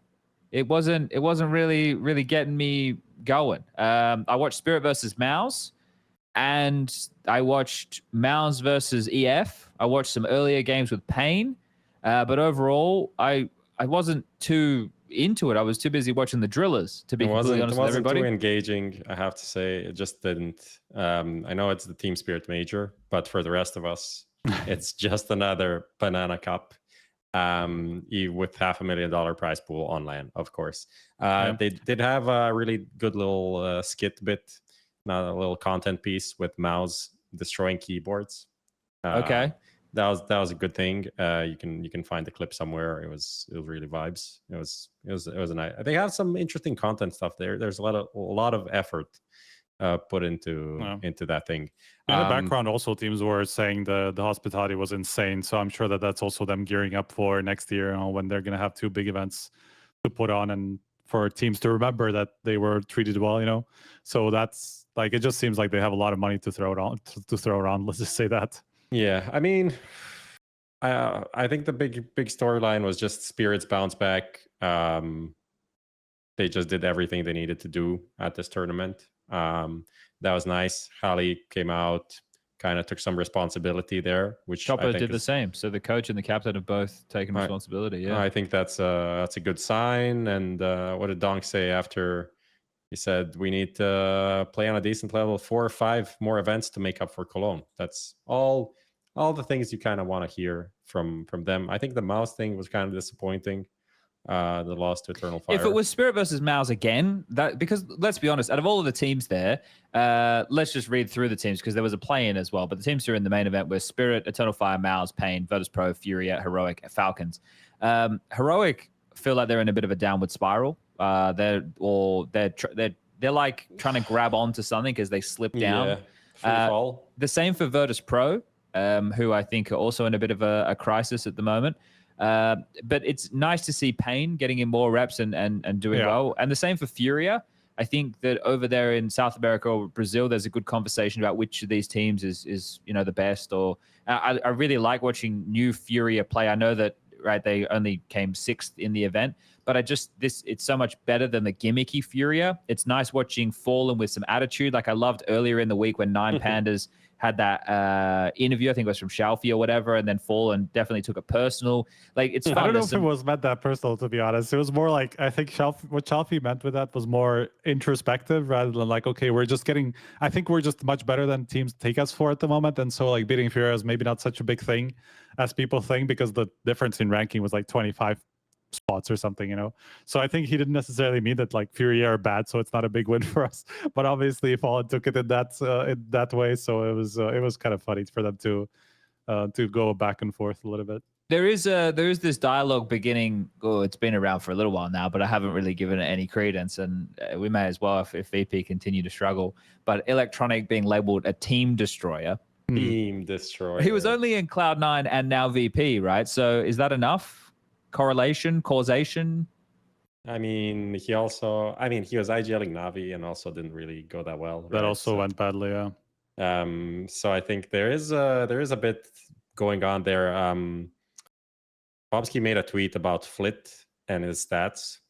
Yeah. Like his stats going down, essentially since Electronic joined. And I just replied, like, were you surprised? And in my opinion, both the fact that Electronic is coming in, who wants to play kind of similar positions, yeah. And then also the fact that VP have just done this time after time, just like stacking skilled riflers on the team. And then would you be surprised one of these older skilled riflers that we had, not older, but like longer on the roster, is falling off and the new guy is doing well, but the team is still kind of in the same place as it was before. And there's just like this cycle that keeps repeating. So for me, it felt, I'm not saying this was obvious that this is going to happen, but there's definitely a chance that this happened. There's definitely a good probability that this was going to be the outcome of Electronic being on this team. But yeah, doesn't look good at all. It's just very underwhelming, this whole. They still have the same fucking situations that we saw from day one, where like, you know, there were rounds where Electronic was going for solo retakes in like 1v3 when 2 of his players were saving on the other side of the map. Like there's still this weird disconnect in the team that just seems unsolved in moments, and it's a mess, man. I just think the thing is, if you want to have the team with James in it, then it needs to be James' cult. Like, and I'm not even joking. Like, it just has to be his cult. Like, you need to play his style, and it's not going to win you consistent tournaments, but it might win you one in a year. And that's probably the best that you can hope for with such a divisive play style. I'm not necessarily sure if that's true anymore, because I think, first of all, maybe play style. Yeah, because but at least when they were doing that, man, like there would be moments. I understand that, but it is an outdated meta now. Like everybody knows what they're playing, right? Like, and they're worse now, Striker. Yeah. Yes. So my point is that maybe they just didn't adapt far enough the other way. No, right now they're trying to adapt. In every interview, you hear, "Oh, we need to be able to play more styles," or "We need to be able, like." The thing is, I would have been happy. They just don't know how to do it. Yeah. Yeah. If they just stuck with what they knew, it's not going to work all the time. But there will be one moment, one event where it does work. They get the right matchups, the right opponents. They're able to grind out those tough games. I don't think it's a play style that would make you one of the best teams in the world consistently. Yeah. But it was a play style that was good enough with the little mixture in it for them to win a major. Yeah. And right now, you can still see lost.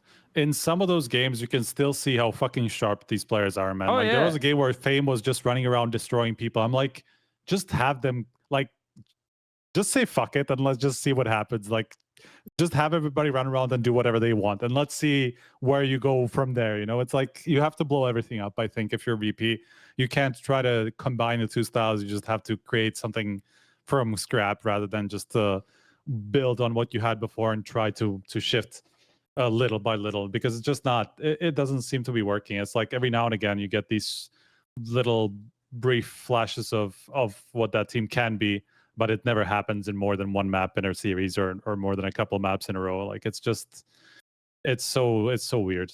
Yeah. Has everybody given up about Heroic by now? I think so. Well, there's actually playing next. EPL? In EPL, yeah. Even the early group, no. There's a nice question that we can because I don't want to spend a lot of time talking about. You want to go to AMS?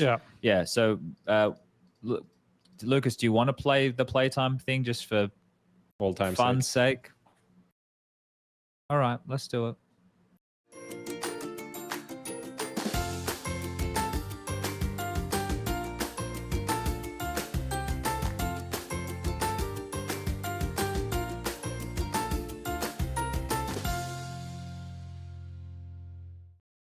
That might be the last time you ever see that bumper, everybody. I hope you enjoyed it. But anyway, Prof put out a Mysterious. tweet today. Pretty uneventful week. We could fit in a mini panel AMA if you guys supply us with some good questions. Well, he lied. It's already 10 past 10. Good night, everybody. The show's over. Now, one question that I think could go nicely with Striker asking about Heroic is one that we got from Brendan at It's Busty. They say... It's Bussy. It's Busty or Busty. Bus? Busty. It's a Bussy. If you could sacrifice one team in the top 10, Heroic even in the top 10, I don't know, and put those players into any other teams, which would you pick to fix the problems, raise the level of the contender teams the most? Where would you send each player to accomplish that? Heroic is Now- absolutely 17, not man. in the top 10. Okay, well, Heroic aren't in the top 10, but an interesting thought experiment with the circumstances nonetheless. Like, Yeah, Shush is a that is strong kinda anchor, cool. right? I mean, Like- we were talking about phase in this, no? Like when we were Yeah, like yeah, last yeah. episode, we were talking about phase, and you got massive traction in the Russian community. Yes, also. indeed. CS2. Okay, let's start with _news. Heroic. Let's start with Heroic. That's That's kind an of cool. Yeah. I mean, realistically, that was even. Oh well, no, it wasn't going to happen. Never Well, the mind. three key pieces that people would probably be looking to get from that team would be if they need an in-game leader, Kixon, if they need an anchor / clutch player, Shush, and if they need a rifler, Nerds, right? Yeah.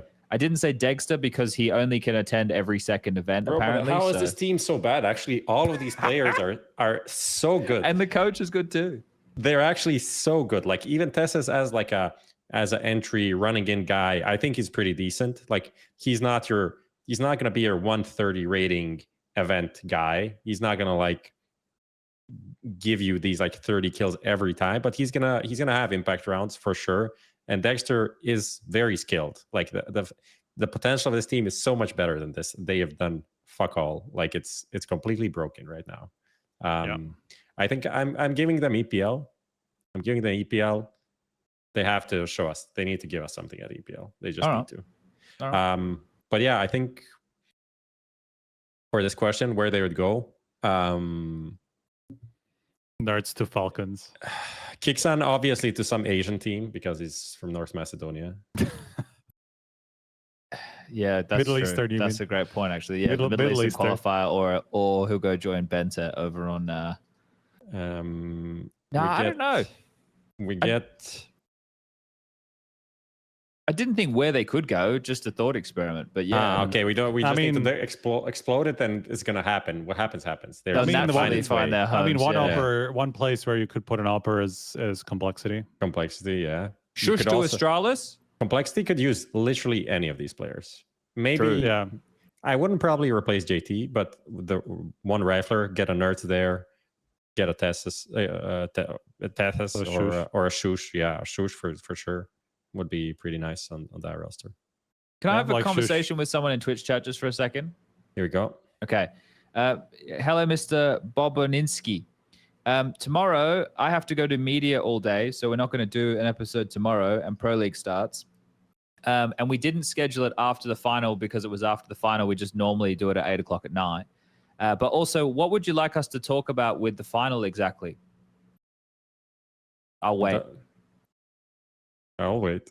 I'll wait. Well, just let us know what you would like us to talk about with the final. Also, this a there was a Turkish lot fan? of people in Twitch chat who also said that it was boring and they didn't watch. Okay. So just curious I what you watched would some. like. I watched some bits, but yeah, it was not a super exciting game. Yeah. You They got 3-0'd.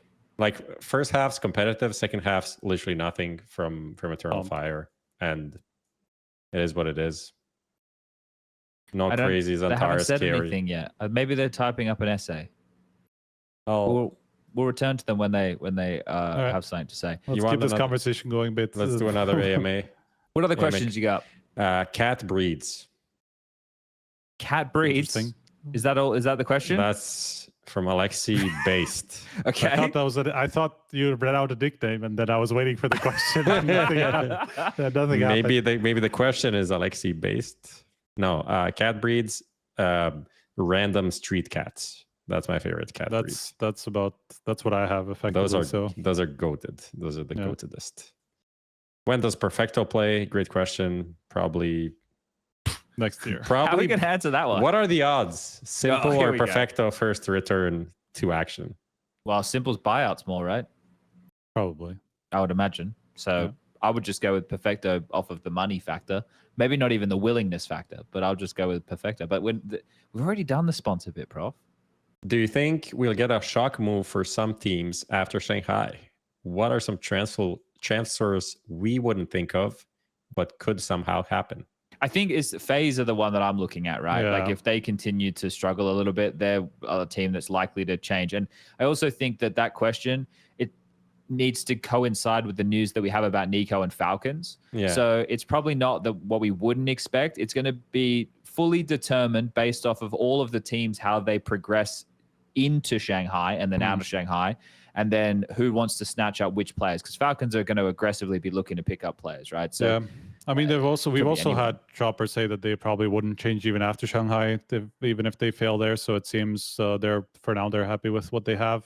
And I mean, who would blame them, right? Even if they have some of these disappearances, like let's say they disappear again in Shanghai, like their year hasn't been bad in any way. So I mean, and also who do you replace and why and with who and all that stuff. At least that seems door closed at the moment. And then. What? I think the mouse guys are interesting. Yeah. If there is some, I feel like that's a team. Like if someone breaks through and gets one player, then more could. Then leave. it all falls apart. Yeah, could be. It seems like that because they seem like a very tight knit group. But if one of them decides to go, then it just ceases to be that, and that could just break. That could just be the what is the saying? The straw straw that that breaks the broke. camel's. But it's actually not. That doesn't actually fit, so it doesn't matter. Okay. What else have we got here? I'm looking at your messages here, Prof. Yeah. Personal favorite HLTV memes. I like it when people reply and say regards. Regards. Yeah, that's That's a good one. Yeah. I don't think that. That's a pretty old school one. I remember a Guardian flick. Honestly, all of the simple quotes, but they're not that much like HLTV memes, but we use them all the time at events. It's just like all of the quotes, why you pick cash, other things that can't be repeated sometimes. I think it's mainly one person bringing that up in all of our trips, but yeah. I mean, shut the fuck up, you fucking bitch. That's also that's a great one. What else have we got here? Someone says, Prof, we need to do something about MVP medals. It's unfair that Cologne MVP and Freaking Dacha MVP are on the same level when on Dacha Spirit played only against tier 2 teams and Lil Mr. Spaghetti Hands now have 3 out of 5 MVP only from tournament against tier 2 shit. What the fuck? I think what's important here is the context of the MVP medal. It's not just MVP medal, it's tournament MVP medal. And then you extrapolate what happened within the tournament and who you played against within said event. So I would imagine that when the rankings, etc., are done for players at the end of the year, Striker doesn't go, me caveman, me look, he have MVP, and not look at context of the tournament. Big and not number, good. Yes, and not Small factor that number, into bad. right. So I think that there is a difference with the MVP medals. It's just you got to peek behind the curtain. You know, I mean, even on a MVP level, we did for the longest time we've been doing like 3 colors of MVPs, like bronze, silver, and gold. And gold is just for majors, silver is for big events, and then bronze is for the smaller ones. And I'm not sure where Dacha was all bronze. Yeah, always bronze. And Yeah, also there is a working MVP page on HLTV, but it's not public yet. But essentially it's kind of the list of all MVPs and I mean, it is accessible though, isn't it? Yeah, I don't think we just didn't publish it yet anywhere. I think there might be maybe some smaller things to fix or something. I don't know. But there is a little toggle on it that says like big events. So if you toggle that off, you can see the difference, you know, on Donk going from 5 to 2 MVPs, right, for big events. So there's a difference there. Yeah. So it's Katowice and Blast that are as like premier MVPs, and the Dachas are fine, but they're not the same for Yeah, sure. I mean, it would be maybe interesting from that sort of an aspect. Like if that person just says it's the same on the profile, you know, like it all counts up to one number. Yeah, It would be interesting for that profile to be like separated into gold, silver, bronze, or whatever. If we wanted to keep going with that, I mean, that's actually not a bad idea in terms of separating that. But still, yeah, I mean, it's there's obviously a difference between them. They're not the same. They're not all created equal. What else we got here? I'm just having a little gander. Liquid lost a game. Yeah, they did to Legacy. The thing I was is, like, I thought they lost again to Fluffamers, man. I was like, I had to do a double take. I was trying to position myself thinking about this, and I understand that this is important to the org, and I want to say that Justin doesn't talk to me anymore, so this is not from Justin by any stretch of the imagination. He doesn't reply to my text messages. He never comes on TeamSpeak anymore. He's gone. That's after he forgot you Yes. existed after joining Liquid. He has new friends now. He's got new friends now. But I was trying to position myself as Liquid, and like Liquid as an org obviously still want to be positioned as US or North American or American. But if I was the team, I would just want to be like for major purposes fine. Yeah. But for everything else, like going Why the fuck are to they this flying? Exactly. Nah. Like, I think this is such a bad move. Like, I think this is a really bad move from Liquid to go to North America. They're all based in Europe, besides NAF, who can be based in Europe, I'm pretty sure. So I don't understand. I don't understand why they've gone and played in this. They don't need to go to Rio. Like, maybe they have a big Brazilian fan base because of the time that Taco and Fall. Yeah, do. but like still, bro, like, come on, man. I mean, it could also be them just trying to play as much as possible. What do they have? Pro League, then Pro League hopefully the final, major. and then major. That's about it. I mean, so that's 3 events for the rest of the season. It's not a whole lot. Yeah, but like, think about where Rio is positioned before the RMRs. That's You're gonna like go to 2 or 3 weeks. That's like 3 weeks before the RMRs. They're gonna Yeah, go I know, there. but Trust but me. it's not just about the one event. It's about going from. No, but It's you about have. going from Europe No, to, but you to have- Rio.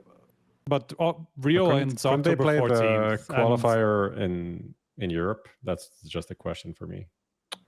I am Rio. Was there a qualifier for that? There must have been. There was, I think, yeah. I think they Yeah, it probably was could have. heroic qualified from that. No, and Eternal Fire, or am I crazy? Yeah. And that I was, guess they could have, That was yeah. like 4 or 5 days ago, right? But I guess it's to do with the I regional don't know how it representation. works. Yeah, I don't know how it works from ESL and where they would have invited them and all that stuff, because I think they're still technically in the Americas. Dude, I tell like you, someone region, just I said don't know. Rio is a vacation event. I tell you, it ain't a vacation. No, event. but I think what you were talking about with the RMR, there's literally a month between those 2 events. I don't think that's a problem. But they're going to play in the Americas There's an RMR. actually month. Yeah, I know. Rio Isn't the ends Amer- October 13th. America's RMR starts November 12th. There's a month between that event and RMR. That's a perfect event for them to play. Okay. That's true. Especially if they don't make it to a But world final, which just is the much travel, closer. bro. Which is much closer. I yeah. just agree that they should just play European qualifiers.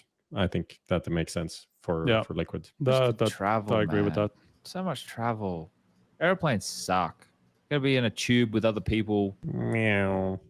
Okay, I think that's probably about it. Someone asked about me and the bleed stuff. Not bleed, the talent stuff, but I've spoken about it many, many times before. Stavros, aka Flash 1911. I'm sure if you go listen to any of the podcast episodes I've done over the last couple of weeks, you'll be able to find something. I've spoken about it ad nauseum at this point. All right, we happy with that? Yeah. Got anything else they want to say? Nothing. I put in the meow for the guy in chat that asked for a meow. I did everything I can. Nice. Next episode we do will be me, Striker, and some guests of some variety. I would like to try and get Graham Messioso Pitt on to discuss his understandings of everything, because Graham always seems to be quite up to date on what's happening regarding the circuit, and he seems to pride himself because he used to be Mr. ESL League Ops himself. So great, and then he worked at Blastool and tournament stuff as well, and all those things. So we'll try and do an episode of some variety like that. During Pro League, things are going to be a little bit harder because just of the sheer amount of work going on with that event. It's the next 3 weeks. We didn't even preview the event. We didn't even preview the because there's nothing. I mean, barely there's even nothing to preview. as people might have noticed, we kind of changed some of the concepts and how we approach the show, and like previews are boring as fuck. Yeah, people So just want us to say, we think this team is going to beat this team. So then when we're wrong, they could be like, look It's at just these not- three fucking virgin idiots. it's just man." not fun. It's just not fun. It's just not. It's not interesting either. So that's it. Yeah. Yeah. All right. Pro League starts to Tuesday. We're back with another episode later. We'll talk about some stuff. I hope everybody is enjoying Counter-Strike in the way they want to enjoy it. Playing it, watching it, opening skins, Ignoring it. ignoring it, tweeting about it, drawing pictures about it, doing analysis. Watch Ash's latest video on his YouTube. It's a good one, and all that good stuff. So thanks to everybody for tuning in for another episode. We'll see everybody again next time. Thanks to 1xBet. Remember to gamble responsibly. Skin Place if you want to sell some skins. Lucas for producing. And good night.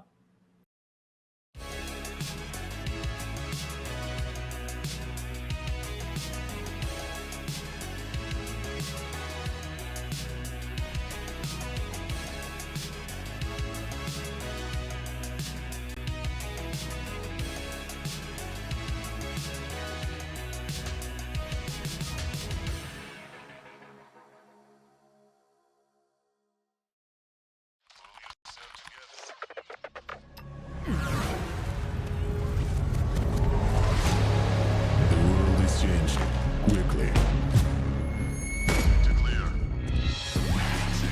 Shut up.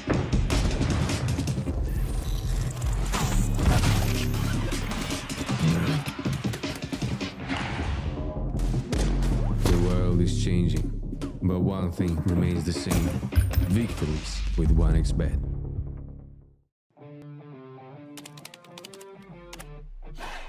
Sell in-game items at the best prices in just a couple of clicks. We are the biggest instant sell service for in-game items like Counter-Strike 2, Dota 2, and Rust. Easy selling process and instant withdrawal of funds to the most popular payment methods. More than 140,000 deals and 50,000 active sellers every month. Use promo code HLTV5 and get a 5% bonus on the sale of your skins. Skin Place. Sell items now. Since the dawn of CSGO, we have been there. Observers of all that competition can reveal. Elation, fear, triumph, and heartache reach out from every frame. From the small studios and conference rooms to the epic arenas, the feeling is still the same. We live and breathe this game. This was CSGO Through the Lens. Buy now at hltv.org/shop.